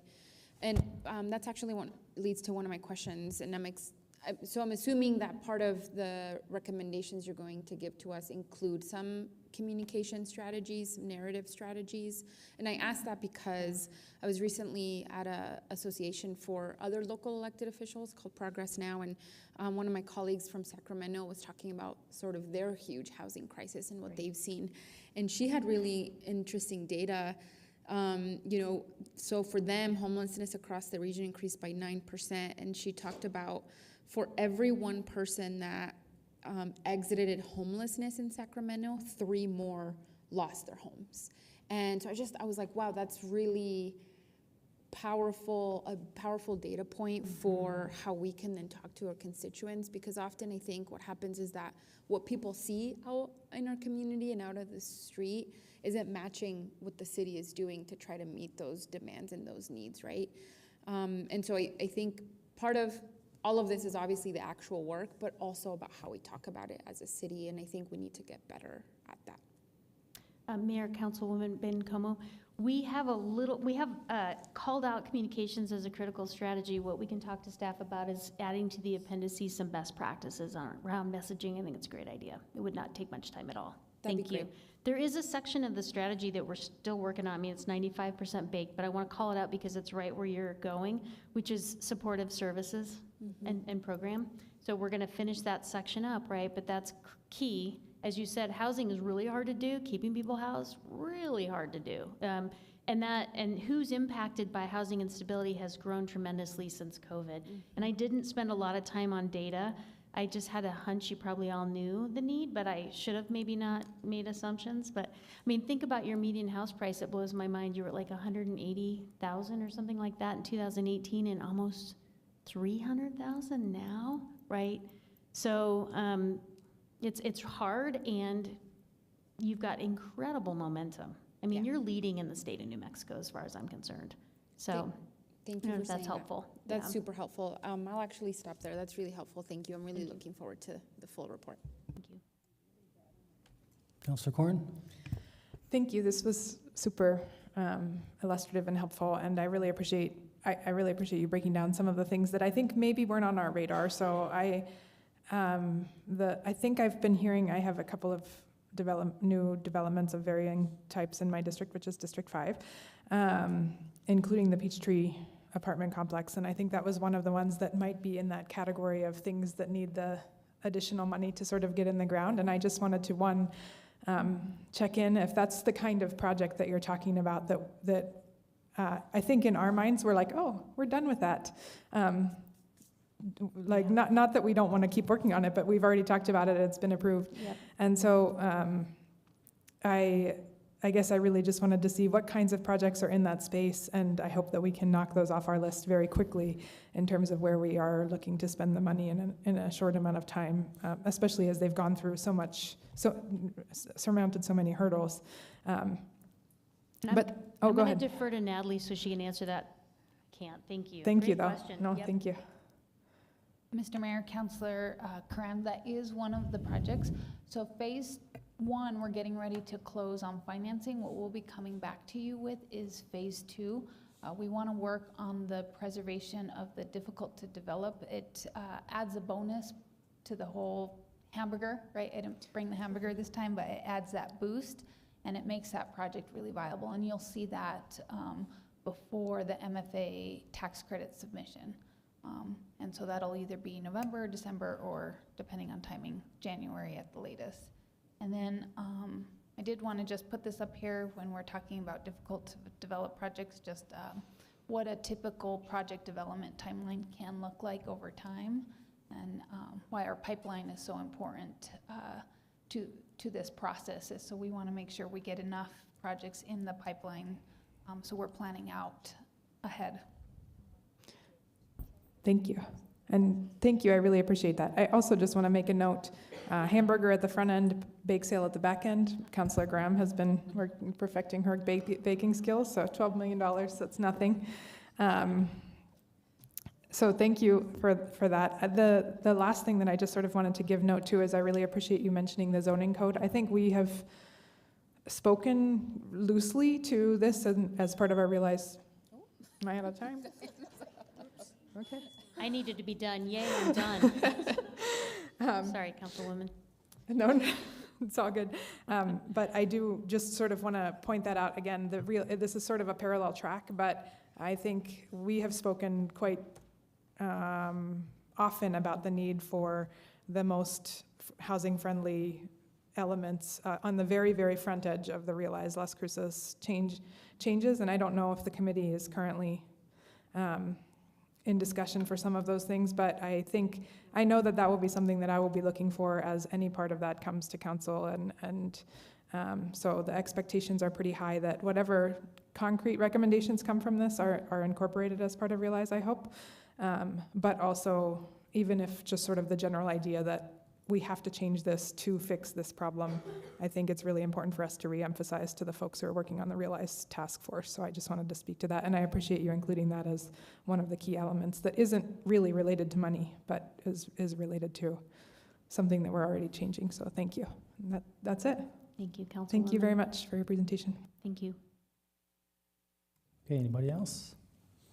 So just before you leave, so basically what you're advocating, which I think is what you're trying to advocate, which I would support, is instead of taking, let's just use the 6 million. If the city has two options, either use the 6 million, let's say the city was in the business of building their own structure, 6 million only goes so far. At $200 a square foot, it only builds 30,000 square feet, which divided by 1,500 is like, 20 houses, 20 units. Or use this, a lot of times we have people who, especially nonprofits, they'll come and say, hey, we can get this money. It's 80% of the construction. We need to come up with 20%. So if we use 20%, we could help 3 different developers build lots tremendously more instead of doing 20 lots versus, say, 300, 400, yeah. Well said, That- Mayor. Yeah, and this is all based, again, on real pipeline. I mean, this is what we know is in process, which is really powerful. There's not, again, I don't know any other communities besides Albuquerque that has this kind of pipeline going. And you And know, credit council, because we have done something similar Thank with our you, yeah. Telshore Fund to help some nonprofits come up with that small percent down payment, so to speak. perfect. And so Yeah. that's why people have asked, well, how come you guys haven't spent it yet? Well, we're waiting for the projects and things of this nature. So I appreciate you coming here and providing this strategy, and I think that just reinforces all along what the staff has been saying, our finance department, and this just makes sure that we're on the right path. So thank you. You're an incredible council. You really, really are, all that you have done. And we just wanted to kind of set it up so it was even easier for your staff to keep, excelling at the work. And I'm already using this as an example in other communities of what they should be doing. So, thank good. you. Thank you. All right. Mr. Mayor, members of council, just for next steps, we'll be publishing, finalizing the draft, we'll be publishing that on the website, and then we'll do a public information campaign. We'll also ask for feedback from our partners, community members, and then obviously it'll come back for adoption to this council. And then the bonds are also at the same time in the process of being prepared to be sold and get the revenue in, and so it'll all align together. And we'll all get to eat cheeseburgers in a couple months. Mayor? All Mayor? right. Yeah, oh, I'm sorry, yes. I just have a quick question for Natalie in terms of timeline. Natalie, do you think we'll see this before the session starts in January? Mr. Mayor, Councilor Bencomo, we can have it ready before the session. It's really up to the direction of this council. We'll be ready to bring it I'm going on vacation, so let's say the second meeting in January. Take your vacation, Natalie, but I guess I just would love to have this kind of information in our back pocket for, You will this have 30 the day. draft in December, so you'll have the draft, but the actual adoption will happen in January. Great, thank you. Looks like your vacation has been postponed, so I guess, council, I think that its sentiment is council wants you to move forward on Yes. this. Yeah. Okay. Yes, Okay, thank you, and have fun. thank you. All right, last item, 3.3, fire code update, Chief Jason Smith.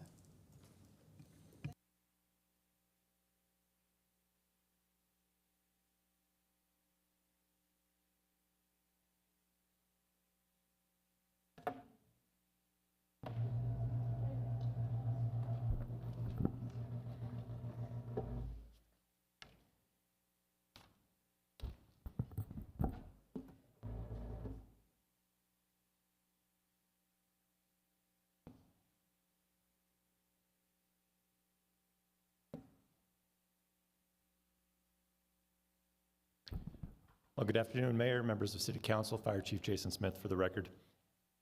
So for our presentation today, it's listed as fire code update, but really what we're going to be talking about is our building code update that is coming to you for vote next week.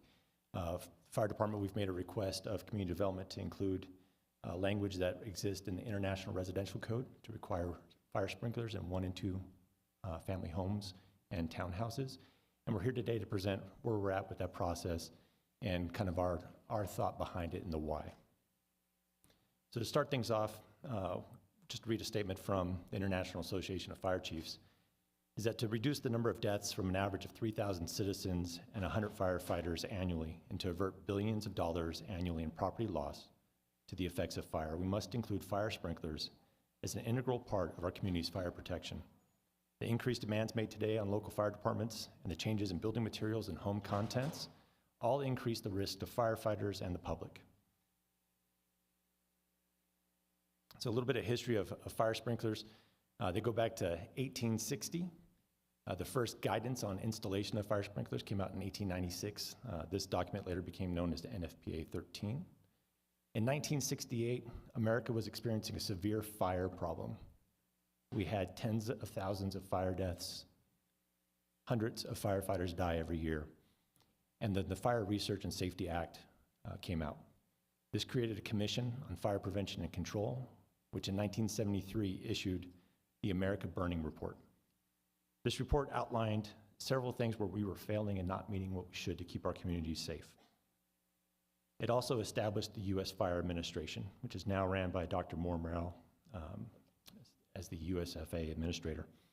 And she has started a concept of talking about the fire service acting together and collectively to improve the safety of our communities and to take care of our firefighters. In 2009, the International Residential Code implemented the town home requirement for fire sprinklers. 2 years later, in 2011, 1 and 2 family homes had this code, this part of the code placed into it. In 2015 is the last time that we did a code update for the city of Las Cruces that include all of our building codes as well as the fire code. Since then, the state of New Mexico and the State Fire Marshal's Office has adopted the 2021 update, which is why community development needs to take this to you next week. In that time, the Construction Industry Division has removed the requirement for 1 and 2 family home sprinklers.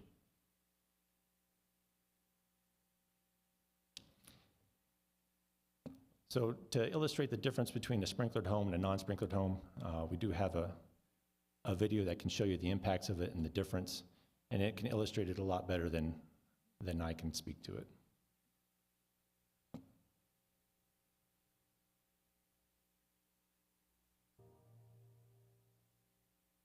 This is the room that does not have a fire sprinkler. After the fire starts, it quickly moves up the curtain and spreads to the furniture.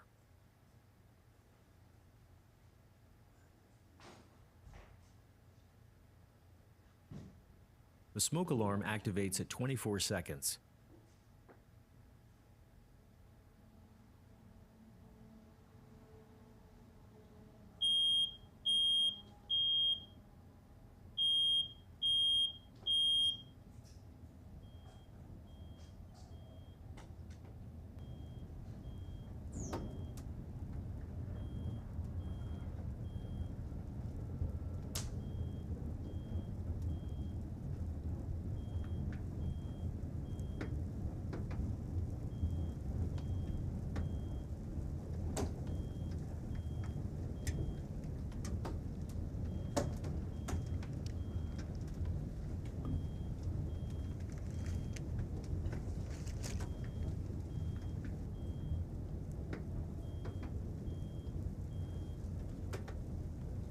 Look above you and behind you.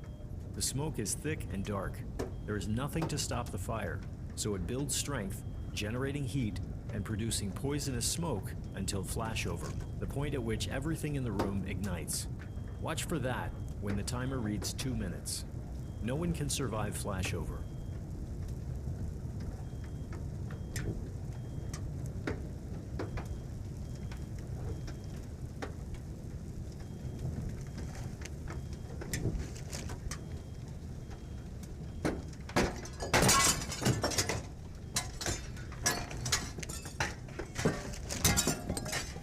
There that you hear is obviously the window failing under the fire conditions. Also, we know that firefighters in full protective gear cannot withstand the temperatures and the environment of a flashover.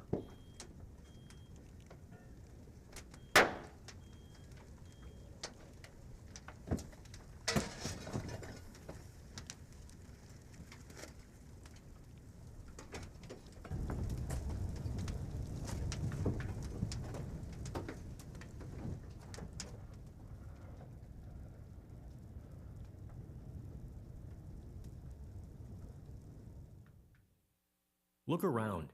Everything is destroyed by the extreme heat and smoke. Remember the flashover? There would be only seconds for the family to escape a fire before flashover. The destruction in this room makes it clear. The home is uninhabitable and a complete loss.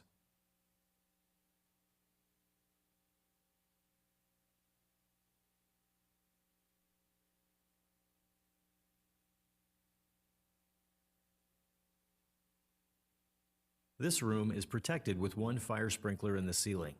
As the curtain catches fire, note how fast the flames spread. Watch the timer.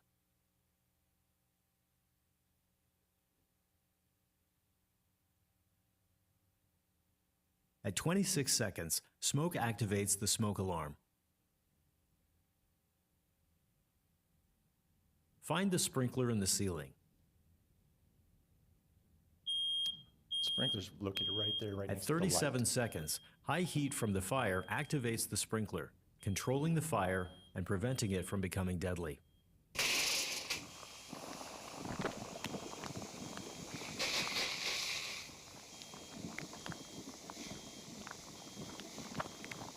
Only the heat from fire activates the sprinkler, not smoke.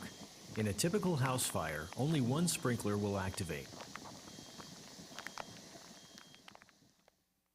Take a close look at the room after the sprinkler activated. There is very little damage. The room is wet, but intact. Look around the room. If a family were sleeping, the sprinkler would have given them time to safely escape. The fire is confined to the room of origin, and the family would likely be able to stay in the home or move back into the home in a few days.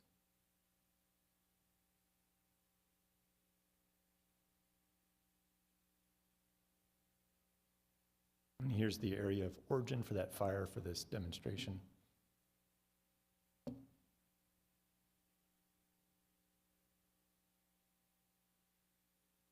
So we know that the use of fire sprinklers in homes is very effective at saving lives and conserving property. It's a proven technology that has existed for some time. What's changed recently is the dangers that we face, both as occupants and residents within a fire and as a fire service. Construction methods and materials have changed over the years. We've gone to lightweight truss systems that once they're impinged upon by a fire, they collapse at a sooner or quicker rate, putting occupants and firefighters in jeopardy. We have smaller lots. The furnishings that we bring in. This is your typical wet system for fire sprinklers. Sorry, of course, this is your fire sprinkler head. Rookie mistake.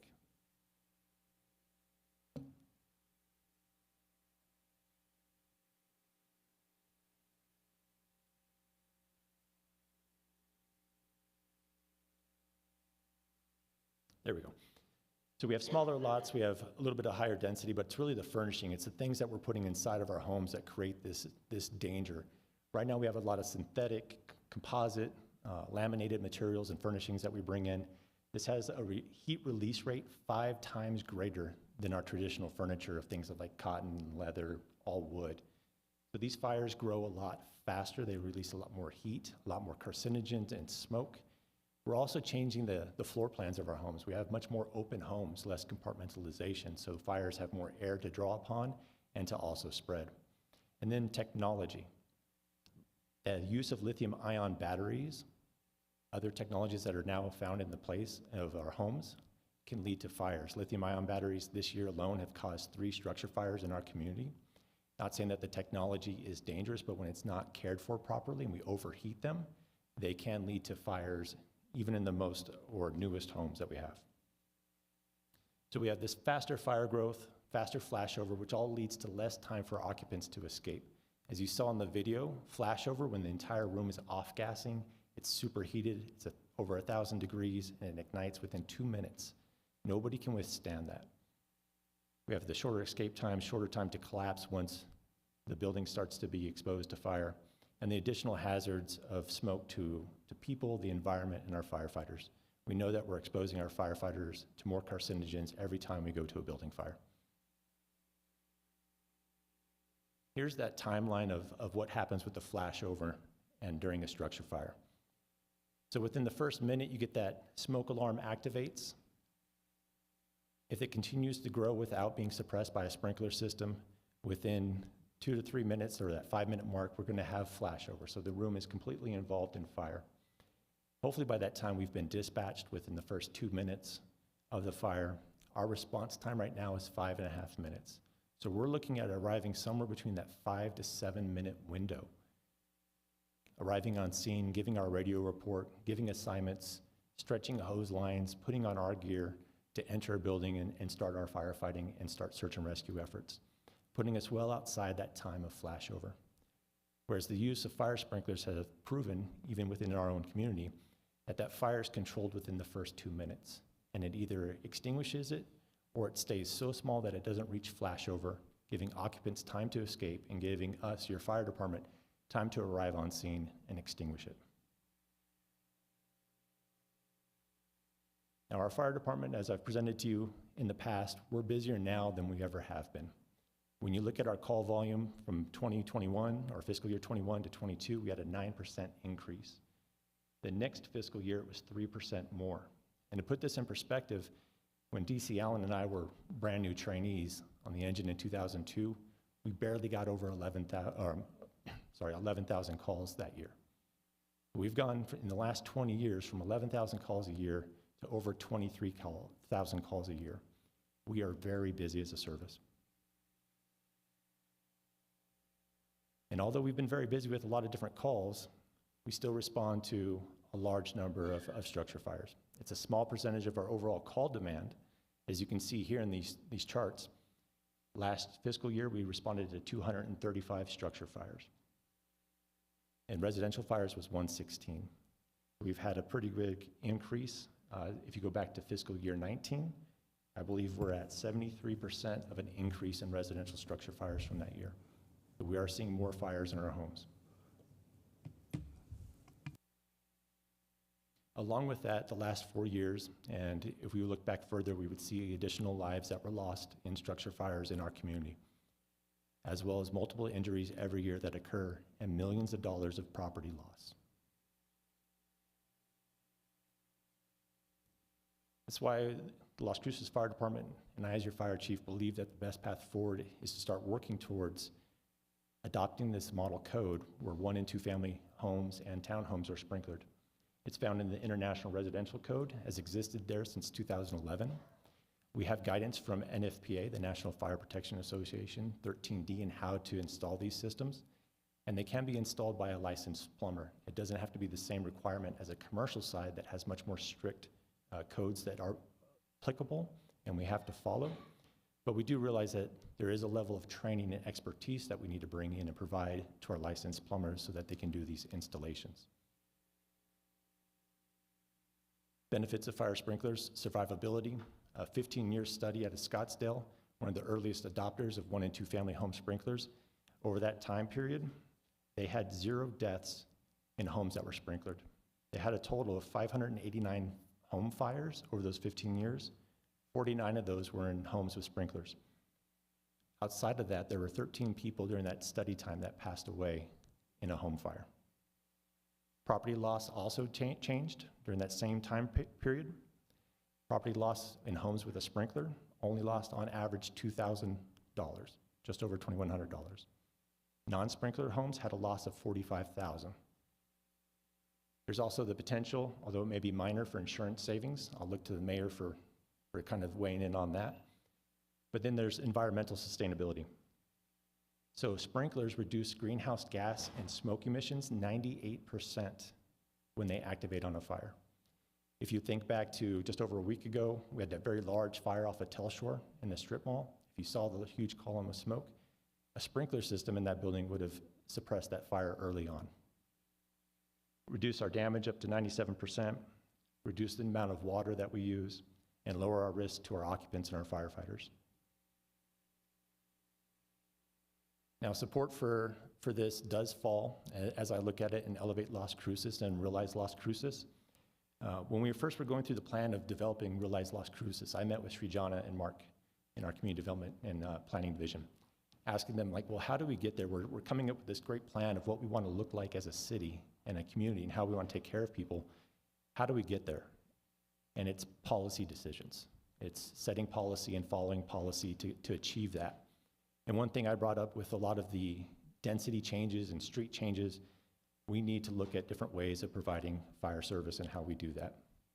So in looking at Elevate, I can see there's at least 10 things that are supported by our current city strategic plan and also Elevate Las Cruces. From providing safe housing or housing diversity, when we look at sprinkling buildings and having commercial with residential above it, where we look at taking care of underserved populations. We address things like complete neighborhoods. How do we get more density? in concentrated development for centers and corridors?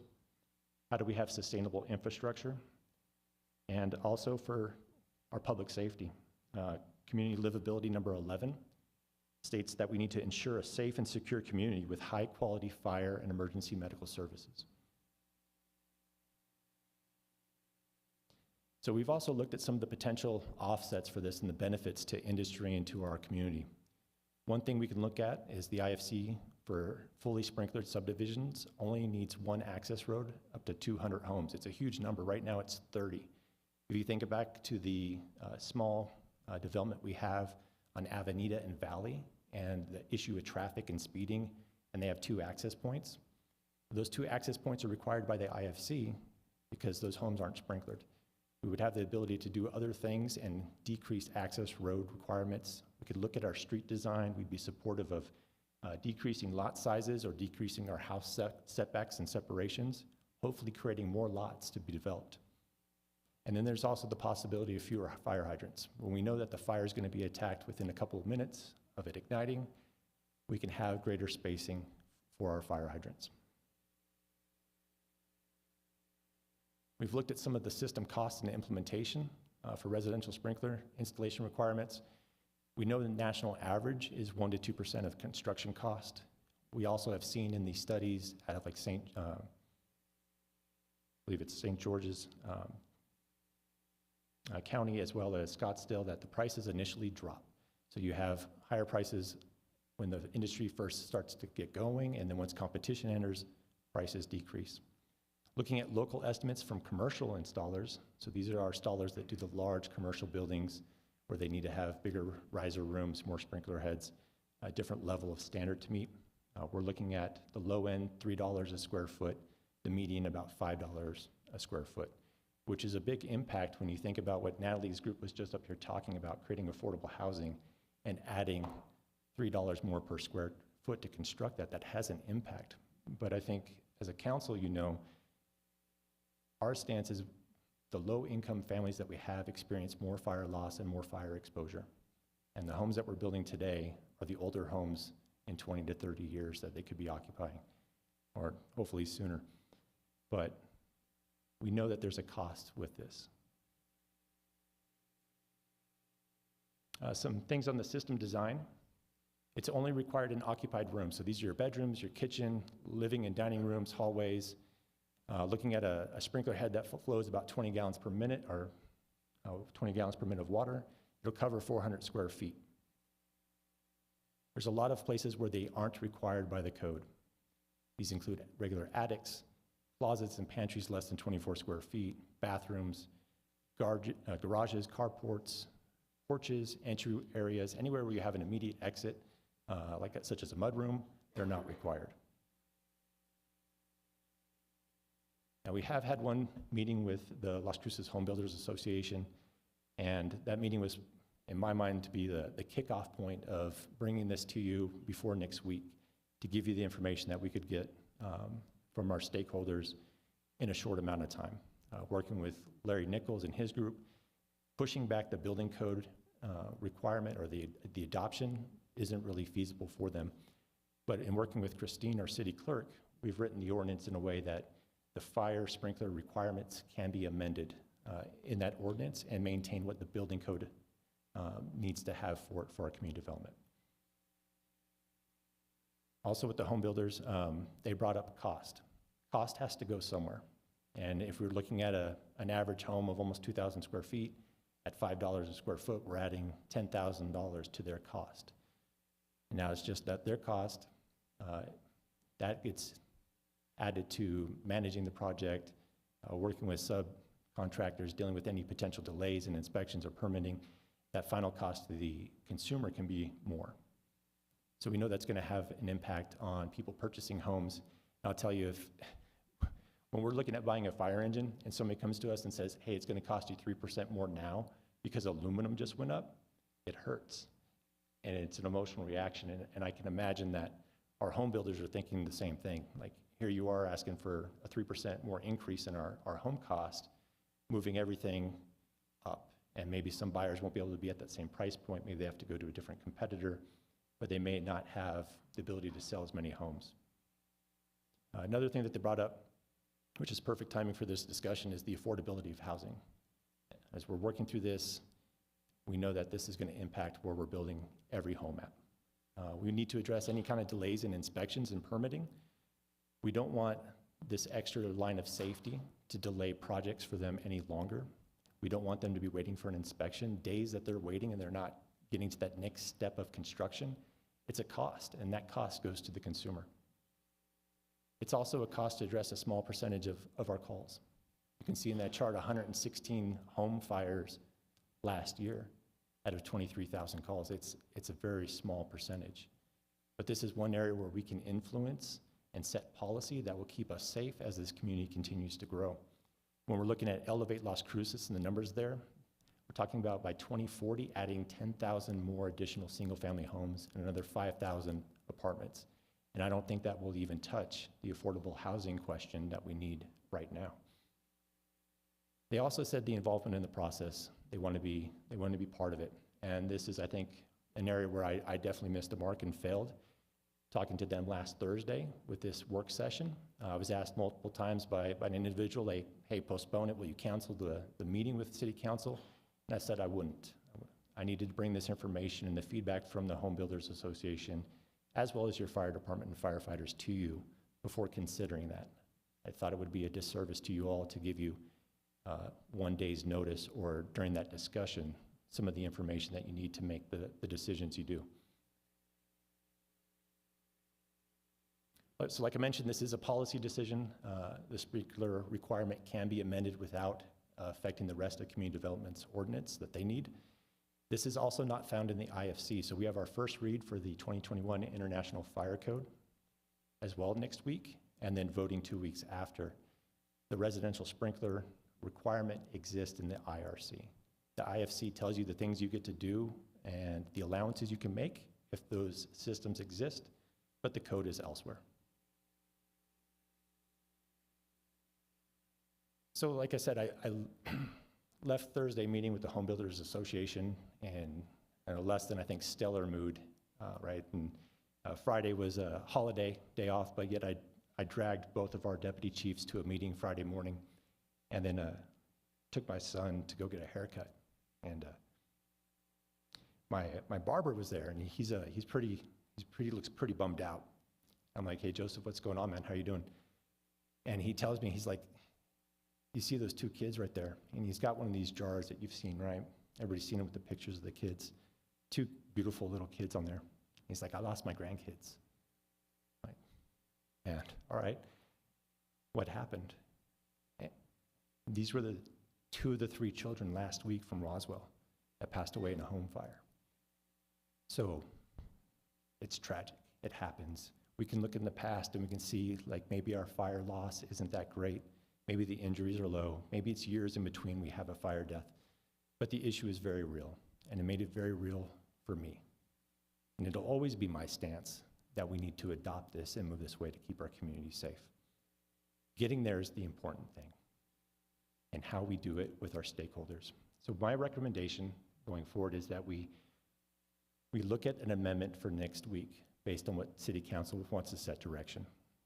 We hold stakeholder meetings with our public, with construction industries, with utilities, with both our water utility as well as Moongate. We bring this to policy review committees, housing, transportation, and health. And then sometime from now, 6 months from now, we bring it back to a work session to update everybody. And then we look at any additional ordinance updates that may be needed. If we make allowances in the IFC, we make those changes then. If we need to look at our building code, we do that at that time. But I would look out in the future for an implementation date around July of 2026. This will give us enough time to allow developers and our construction companies to make adjustments, to look at their plans, to look at their lots and their subdivisions, to make those changes. Right now, they're working on strict margins and timelines, and I would not want to throw something in 4 months from now and saying your processes all have to change. It also gives us enough time to bring in industry and train and educate plumbers and bring in competition to drive those initial costs down as much as possible. The national average right now is $1.61 a square foot for sprinklers. So if we can get close to that and we can work with our stakeholders and our policy review committees and the public will have a chance to do an implementation that comes off and protects us. So with that, we'll stand for questions and direction from City Council. Thanks, Chief. I'm going to just start a couple things first, and then I'm going to go to my colleagues here. So I just Googled a couple things. You know, I took a look at the number of fires in the United States, comes out to 358,500. And then I thought, well, how many homes are there? And I Googled that, 142.33 million.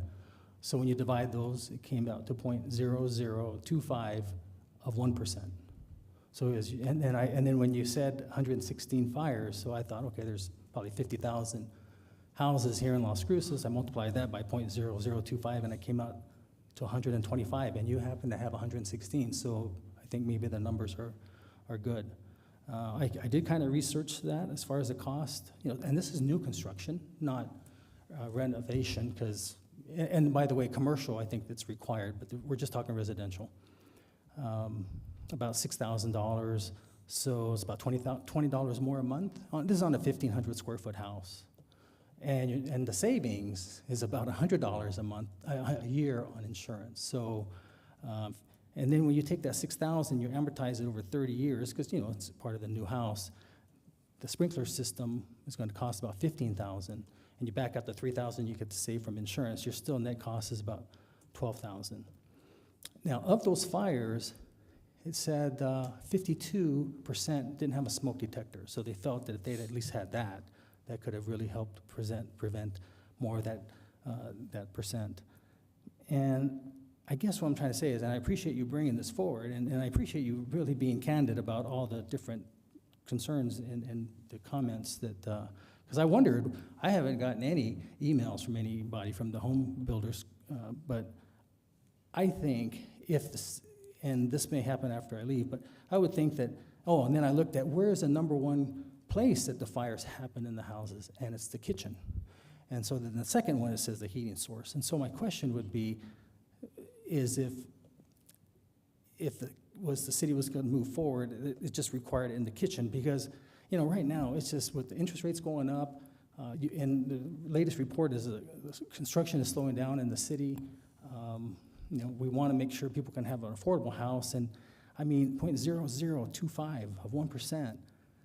Granted, all lives are valuable, but I guess the question that council is going to have to weigh is the risk.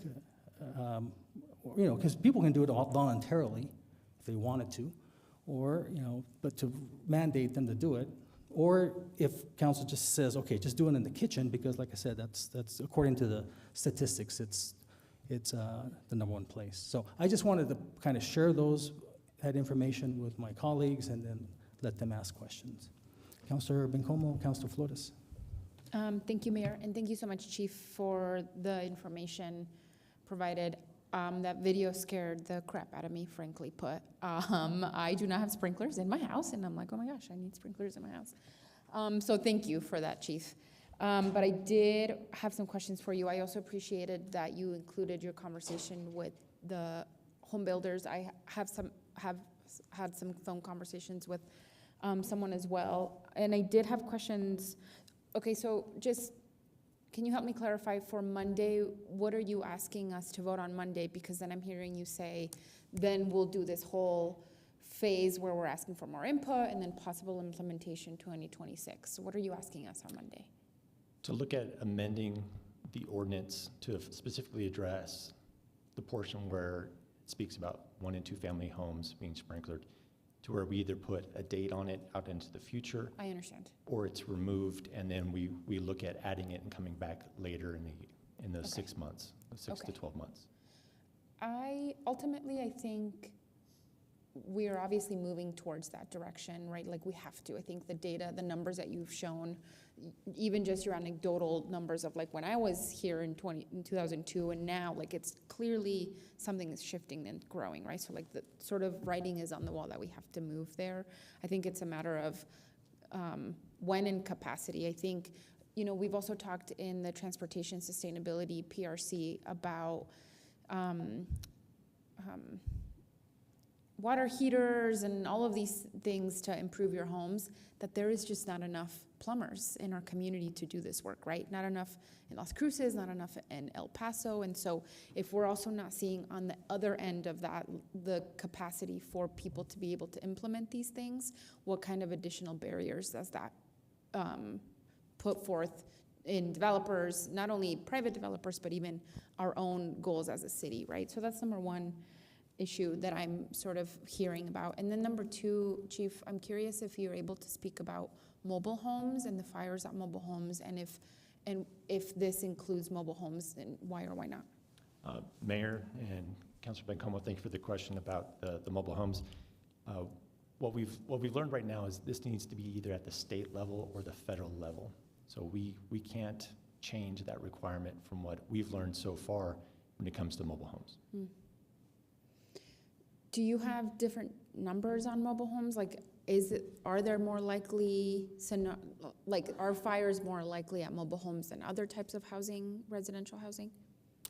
I don't have those numbers right now. We could have those for you next week, where we could look at both any kind of national trend as well as local. That would be helpful too, Chief. I mean, I know that even at least I have a couple of mobile home parks that neighbor my house, and I know that there's been a couple fires since the time I've been on council, and so I feel like that's a place of concern as well.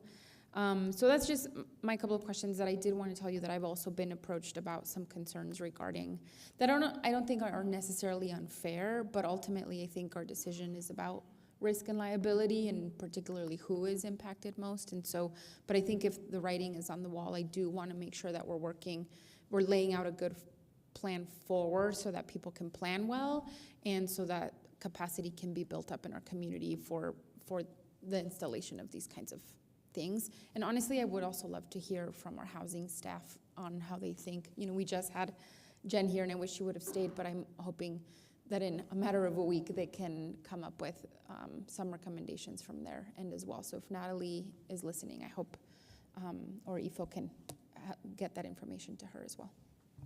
And Mayor and Councilor Bencomo, I think you're hitting on the point of what we're looking for as your fire department, is that direction of which way do you want us to proceed going forward?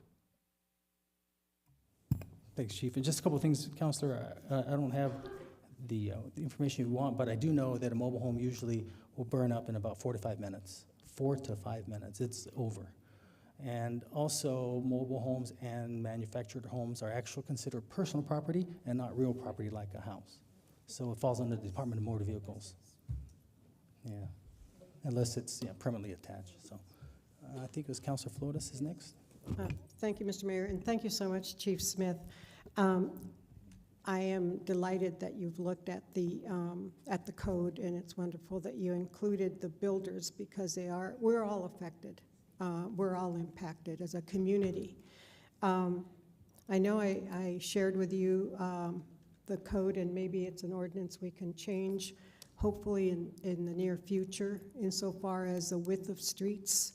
And I discussed that with you, mentioned it to you again, because I remembered the name of the street, Cantera Arc. The street is this narrow. And it's like, and you said that, yes, a fire truck can fit there, but in order to open all your doors to get all the safety and rescue apparatus, you wouldn't be able to do it. So that would be another code. It's something, I'm glad that David Weir is here. Mr. Weir is here. And so, David, I think that's all. I don't think we can change Cantera Arc. I don't know, but if I lived there, well, I wouldn't buy there. I wouldn't buy a house. It's just too dangerous. But I just want to thank you for that. And yes, I know a few years ago, the mayor and I, the American Red Cross, was it the Red Cross, held a thing before you became a counselor in your district, free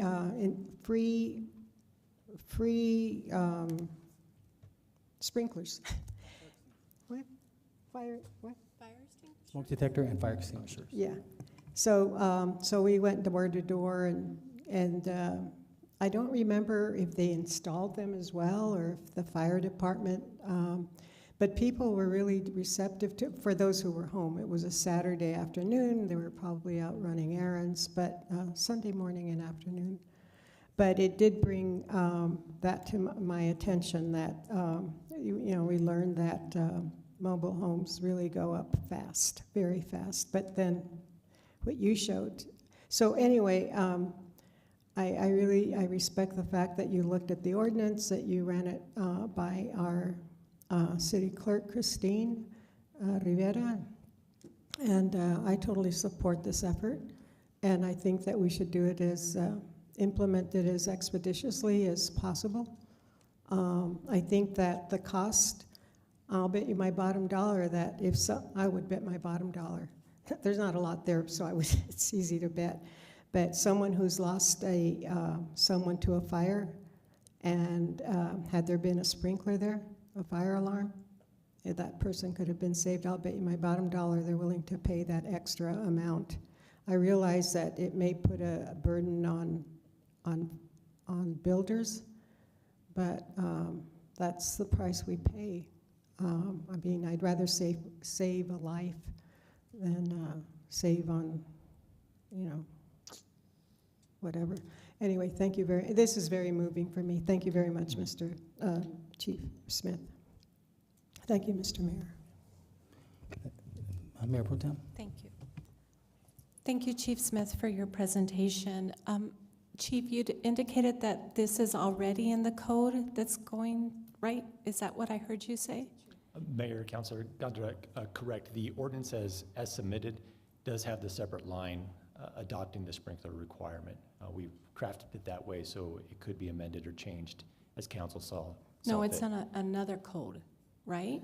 So the ordinance refers to the International Residential Code, and there it has existed for 1 and 2 family homes since 2011, and for townhouses since 2009. Okay, and so are you proposing that whatever way we go, now or later, that is this for new builds or, okay, new builds only, and then how do you anticipate getting others with older homes like mine? Is that a consideration?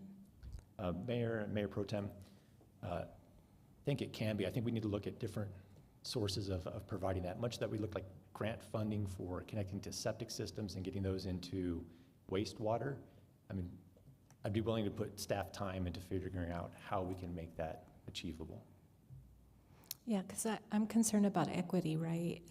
And what you're dealing with now, a lot of the fires are older homes, older buildings, right? So Mayor Pro Tem, you are correct. And we look at this, and I do think of this as a 20, 30 year and longer project, because the homes we build under now are going to be the old homes in the future. For sure. So, Chief, I looked up as well, like what would it cost to put put sprinkler systems in my homes, a newer home versus an older home. And I think about folks that, I mean, it's $2 to $7 a square foot for an older home. And so I think about, again, equity and how people are going to be able to do that with very little income, and kind of the rates of poverty and just things we deal with in our community today. And so coming up with an option for them, I think is, for me, very important. Also, about 6 years ago, maybe, our GIS unit did a mapping of just the number of residents, right, and the age of sort of homes across the city. And I mean, it wouldn't surprise you to know that we have older homes in this community. And I don't know how rapidly it's changed with just the building that we're doing today. And so to me, that would be representing District 1, something of major importance, particularly on how we struggle to get infill in some of these areas as well. So I know you're looking for direction. I don't know that I have it. I think it's important. I know how busy you are just with the number of calls that you have had and sort of the what we're seeing in community today. And I would certainly want to do this sooner rather than later, but I want us to be thoughtful on how we do that. And it sounds like you want that too. I know the home builders are here. I see a few of them and like to hear from their perspective what they're thinking. But thank you, Chief. Mayor Pro Tem, that's a good idea. I didn't know there were home builders here. How many are here? Raise your hand. 1, 2, 3, 4, 5. Well, you're done with the presentation, Chief? Yes, Mayor. Okay. If there's 6, I'll give you 3 minutes each. Oh, I'm sorry, Councilor Corrin? No, sorry, I just had a quick sort of few notes and questions, if that's okay now? Okay, thanks. First of all, I just want to say thank you for your presentation. And when I worked at the Red Cross, we worked on disaster action teams, and homes, which were typically apartment complexes actually, that would have sprinklers, rarely needed anything from us as an organization, versus families that didn't have sprinklers, demanded as much as we could possibly give, which was typically a long stay in a hotel. I'm going to use a little business math for the mayor. Did you start with public health? Did you know that in the US or in the world, seatbelts were first being developed in the middle of the 1950s-ish? They were around. They started in New York City cabs, and you could buy them at drugstores, but no one wanted to adopt them, nor make a rule that any cars should have them. But the Volvo car company, interestingly enough, said, no, this is a priority. We don't want the people who drive our cars to die. And so in 1958, they made a rule that every car would have a seatbelt. It wasn't until 1968 that the United States started mandating seatbelts for front seat drivers to be put in cars, much to the chagrin of the Ford Motor Company. Today, Volvo's stock is $20.51 and Ford's is $9.82. So I leave that to you to see what it means when people are leaders on caring for people's safety, no matter how costly it is. I don't know who ends up better in the end, but certainly I would rather be driving in a Volvo. But I don't. I say that because I think knowing that investing in that, and I know that it costs, and also thinking about all of these homes, the folks who are buying the homes of today are eventually going to be the people who are landlords to the renters of tomorrow, and so they won't make it. The intervention won't trickle down to things if we don't sort of stop the trend of not doing it now. So I make that case. I know you drive a Ford, Mayor, so maybe it's not as relevant to you. Thank you, Councilor. Just to refute your facts, there are 8 times more car accidents than there are fires in the United States. So, yeah, there's quite a few more car accidents. And so I support seat belts. Okay, anyway, so for those of you who want to speak, I'll give you 3 minutes each. I think there's about 6 of you. If you want to make your way down here, please just come to the podium, state your name. If you want to talk about this, please just about this only.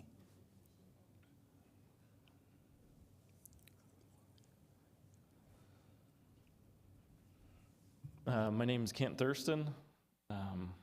Thank you, Mayor and City Council. I wrote a couple of things down here, just wanted to touch bases on them. Right now, we're having a record inflation, so that's killing the ability to even buy a house. So anytime we add any value or any cost to a house, it's hurting us, and not necessarily us as a home builder, but it's also hurting the people that are wanting to buy a house. So if our median income and 120% of that today we heard was $77,000 for the income value at what, 120%, that today is only going to buy you a house at about $235,000. Last month, from the sheet that I had, the average sales price was a $310,000 home. So we as a company have already tried to pull as much money out of a house, all the amenities, all the frills that we can to even get people into a home. We're also trying to do other things and incentives to get people to buy their rates down, other things like that permanently to get it down. So affordability is one of the biggest things that we kind of focus on a market. As we also agree that lives do matter. It doesn't matter, sometimes you can't put a cost onto the lives.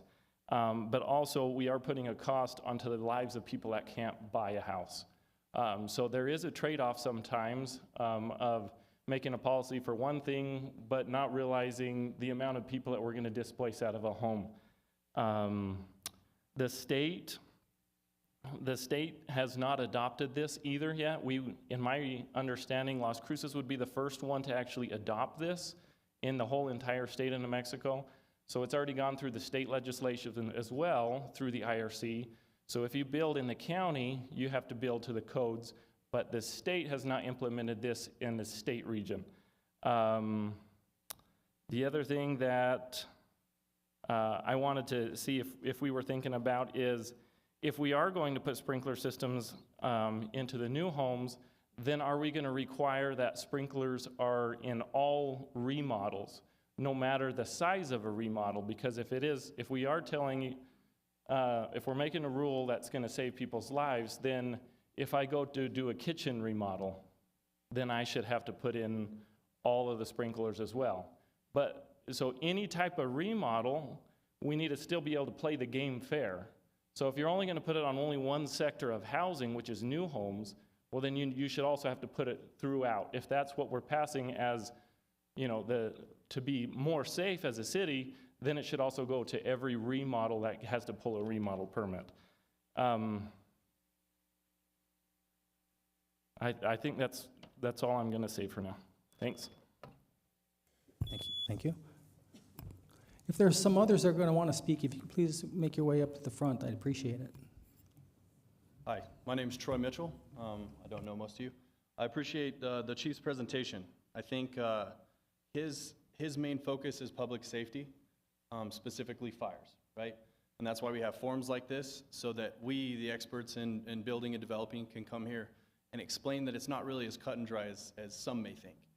So if we update the IRC and say that they're supposed to have sprinklers in single-family homes specifically, then it kind of brings into question a lot of the missing middle, right? The fourplexes, the duplexes, the triplexes, because those are pulled typically as on the IBC side, and they're built with firewalls, okay? So firewalls in between units, meaning you don't need fire suppression. So this opens the question as, are we going to require fire suppression in all of those? And if so, that's going to increase the price of those dramatically, because then you have multiple units. So that drives the affordability down. I really wanted to make that known. I think that the chief was right on point with putting together. I don't think it needs to be personally in this part of the code update for the IRC. I think that we can leave it out and put together a committee that's focused on providing solutions for our next code update, if that is the year 2026 or whenever they feel it's necessary. I think that's all I have on my notes. Appreciate it. Yeah, Mr. Mitchell, Dr. Pitts can correct me if I'm wrong, but a duplex, a triplex, and a fourplex are all considered residential. So if it's residential, then those are going to be required in there. They may, right? We pull it as the IBC, though. We pull it commercial. But as far as it is, no. It provides a lot of convolution. Yeah, so I'm just saying that if a person wants to build a duplex or a triplex or a quad or a fourplex, those are considered residential. You can get long-term financing on those. But anytime you go over 4 units, now they become commercial and they fall to a whole different set of rules. At least that's how it used to be, and Dr. Pitts is here to clarify that. I currently am building a fourplex, and I had to pull it through the IBC. Mr. Mayor, Council, the code and the rules on residential financing and so on there's a lot of variations, and so it gets difficult when you get down to it, what applies in what case. The International Residential Code applies to 1 and 2 family residences and townhouses. A townhouse is defined as a building that has walls on 2 sides connecting to other buildings and 2 sides where there's egress paths. So you have to have a front and back entrance. Now, it doesn't have to be front and back, it can be front and side, but you've got to have 2 ways out of the building.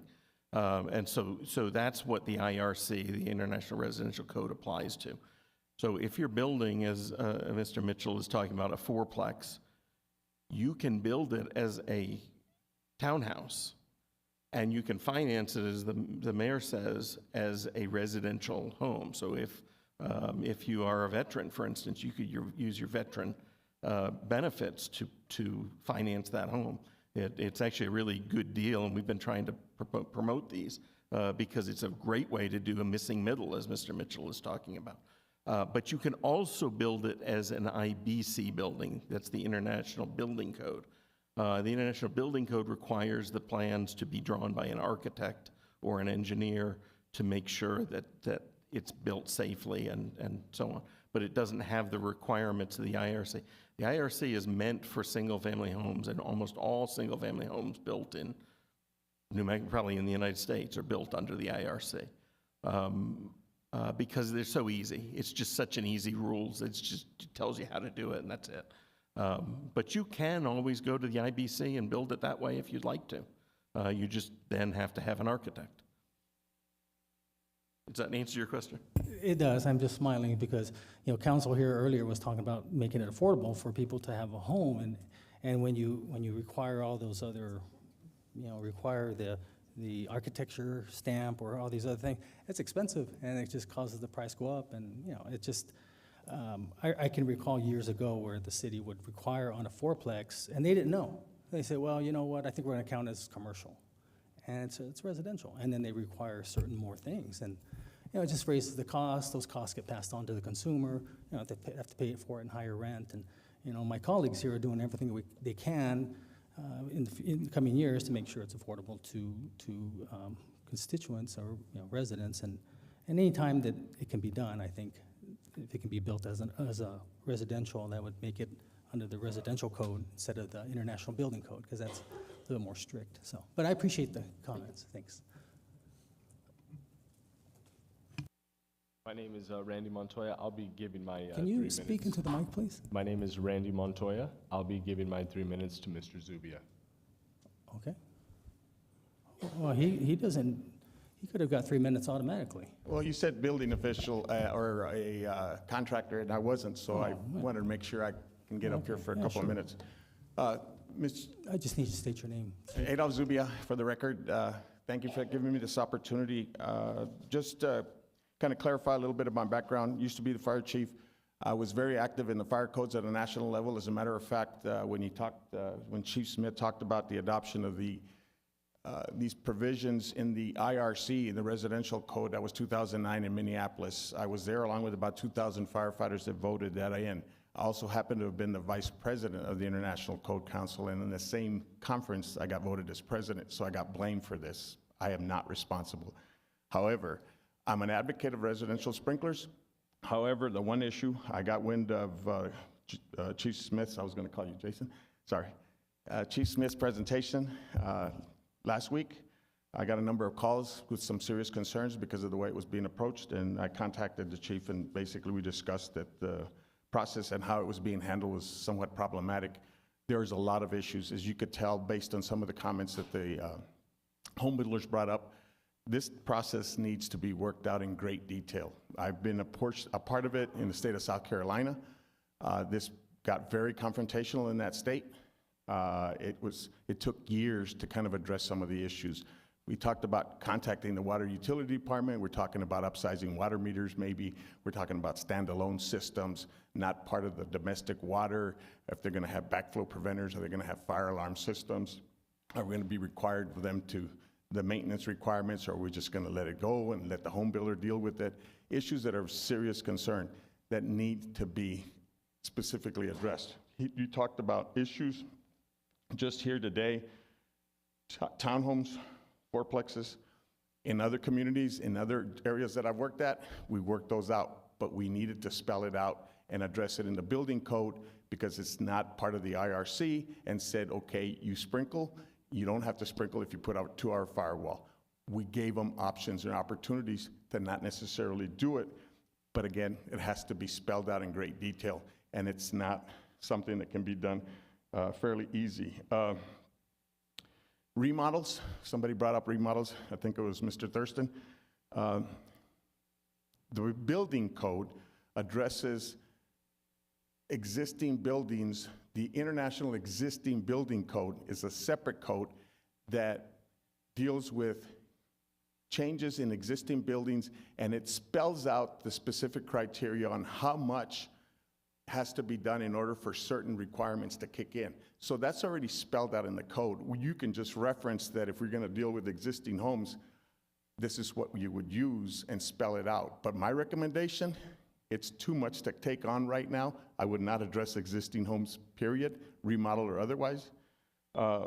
So it's hard for me to shut up, but I'll be happy to. One more minute, Chief. Okay. So my recommendation, and this is my recommendation just based on my experience on code development and more importantly, code adoptions in the future. I know the steps that the fire department are taking is very progressive, very good. However, I strongly recommend that this group on Monday take that provision out and delay it until committees or subgroups are set up to evaluate this and address all those issues and bring clarity to this board to make a final determination based on the consensus that's developed by all stakeholders in those subcommittee meetings or subsequent meetings that need to take place in order to kind of clarify all these issues, because there's a lot more that can need to be spelled out, including what I call trade-offs. In sprinkler in your home, and I got 15 seconds, you're allowed to not have egress windows if you have a sprinkler at home. That hasn't been discussed. The compaction of residents, that can happen. Road widths can be minimized because you don't need the access. Exactly as Chief said, fire hydrant placements or elimination of some, increasing the distance from 500 to 1,000 feet, those kind of things can be worked out. Yeah, thank you. Thanks for your time. Yes, sir. And the gentleman who left to give his 3 minutes, you're welcome to speak as well. Where? In the back row with the cap and so okay. Hi, I'm Chad Sells. I just want to bring up that I don't think the cost estimates that they're giving now are real accurate. That's just for the home build. I don't think we'll be able to get the fire flow through a 3/4 inch water meter, so it'll upsize the water meter. If you go to 1 inch, that's about double the cost for the impact fees. Or if you just put a 1 inch service line and it's not metered, then you have the 1 inch service line, that's another $2,500. Then you have to backflow preventer for that. Then you have to do the testing on the backflow preventer every year. So it's not just the build of the sprinkler system for the house. There's lots of infrastructure that'll have to be included. Can you move the microphone just a little bit closer? I'm done. You're done? No, okay. Well, I appreciate that, Chad. And I think you just talked on it, and Chief Zubia, when we look, now that I think about it, I'm just looking at the price of the actual, when you said backflow, I'm thinking, that's right, the city, I'm not complaining. The city has a great water system. That's why, one of the reasons why we have an ISO as a #1. But for members of my colleagues to go from a 3/4 of an inch water pipe to a 1 inch water pipe is, you're talking a little bit more cost. So, and anyways, were you going to say something, Chief? Oh, was there anyone else that wanted to speak? I just didn't want to leave the podium. Oh, okay. Well, you're a good Toastmaster. Thank you, everybody. Steve Miller with Epic. First off, it's not required for all commercial buildings. Depends on square footage, occupancy type. It is a good thing in the future. Gentleman here who was part of the committee that actually adopted it first originally way back when. You need to look at it as a 20, 30-year thing like we are with our AEVs requirements with vehicles and stuff like that. And if it's not required in all commercial aspects, you want to put it into residential. Also, most people die in a fire because of smoke. I believe the fire department could tell us the facts about that or not versus burning in the fire. Firewalls, we do those. We just need to make sure they're done correctly.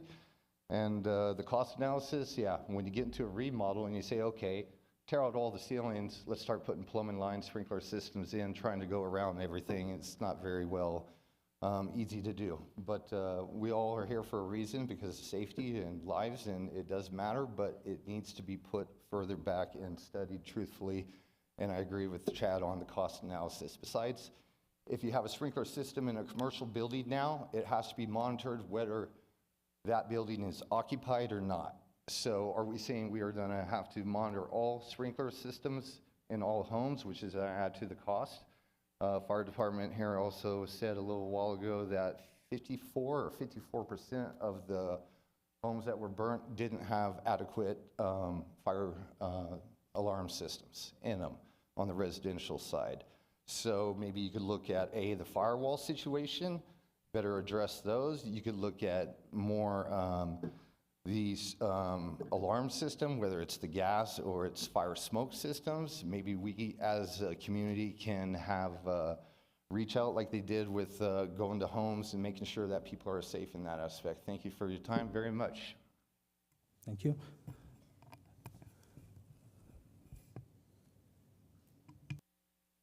Mayor, councilors, Daniel Fernandez with KT Homes.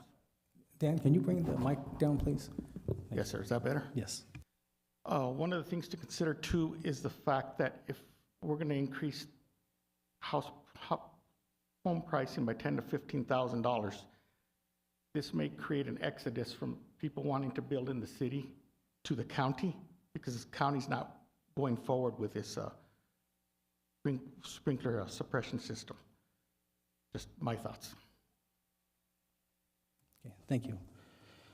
Okay, well, thank you very much for that presentation. Chief, was there anything else you wanted to add? Mayor, thank you, Fire Chief Jason Smith, for the record.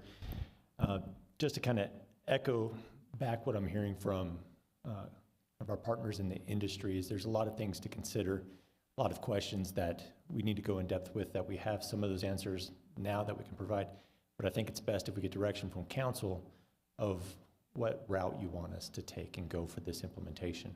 I think if we look at this for being implemented in July of 2026, that's adequate time to bring clarity to those issues and address those concerns. I also think it aligns with the public safety impact fee update.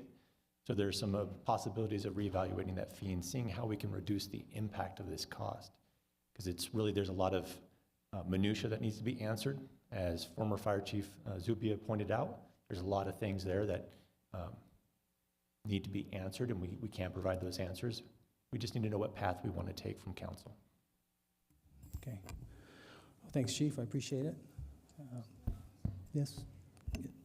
Is there a possibility of using the Telshore Fund to have for people to use? It's a health issue, safety issue. Would it be outside of the parameters of the funds that can be used for the Telshore? Well, most likely, because unless they fall under a certain income level, because the anti-donation clause prohibits governments from providing monies for services not rendered, for one thing, unless they hit a certain income level, then we can use that. So at least some people would qualify, because I'm sure that those are the owners that don't have the sprinklers. Sure. So, again, if it's a new construction, then it can be that's a incorporated totally into the different house. ballgame. Yeah, thank you. Okay, anything further? Mayor, just one last question, whether it's for today or for next week, is just direction on how we want the ordinance amended. So this way we can have staff, community development, have that prepared. You know, I have, Chief, in all candidness, it sounds like probably the best is just to wait a week or two, maybe get with the stakeholders and have maybe a work session, or take it to, I don't know, to implement it and then to go back and amend it. It just seems counterproductive. Mayor, to clarify, I'm not asking to implement it and then amend it. I'm talking about amending the ordinance next week so that it's either delayed going into effect or doesn't go into effect until we bring all this information back and introduce a brand new ordinance. Okay, all right. Then I'll get with EFO or Christine how to do that, so, okay. Okay, thanks, Chief. Okay, it looks like that's it. So if there's nothing further, entertain a motion to adjourn. So moved by Flores. Is there a second? No. Second, Graham. Motion made by Councilor Flores, second by Councilor Graham, that we adjourn. Christine? This is on the motion to adjourn the work session. Councilor Abeyta is absent. Councilor Graham? Yes. Councilor Bencomo? Yes. Councilor Coran? Yes. Councilor Flores? Yes. Councilor Gandara? Yes. Mayor? Yes. Okay, we are adjourned. It's 3:53 p.m. Thank you.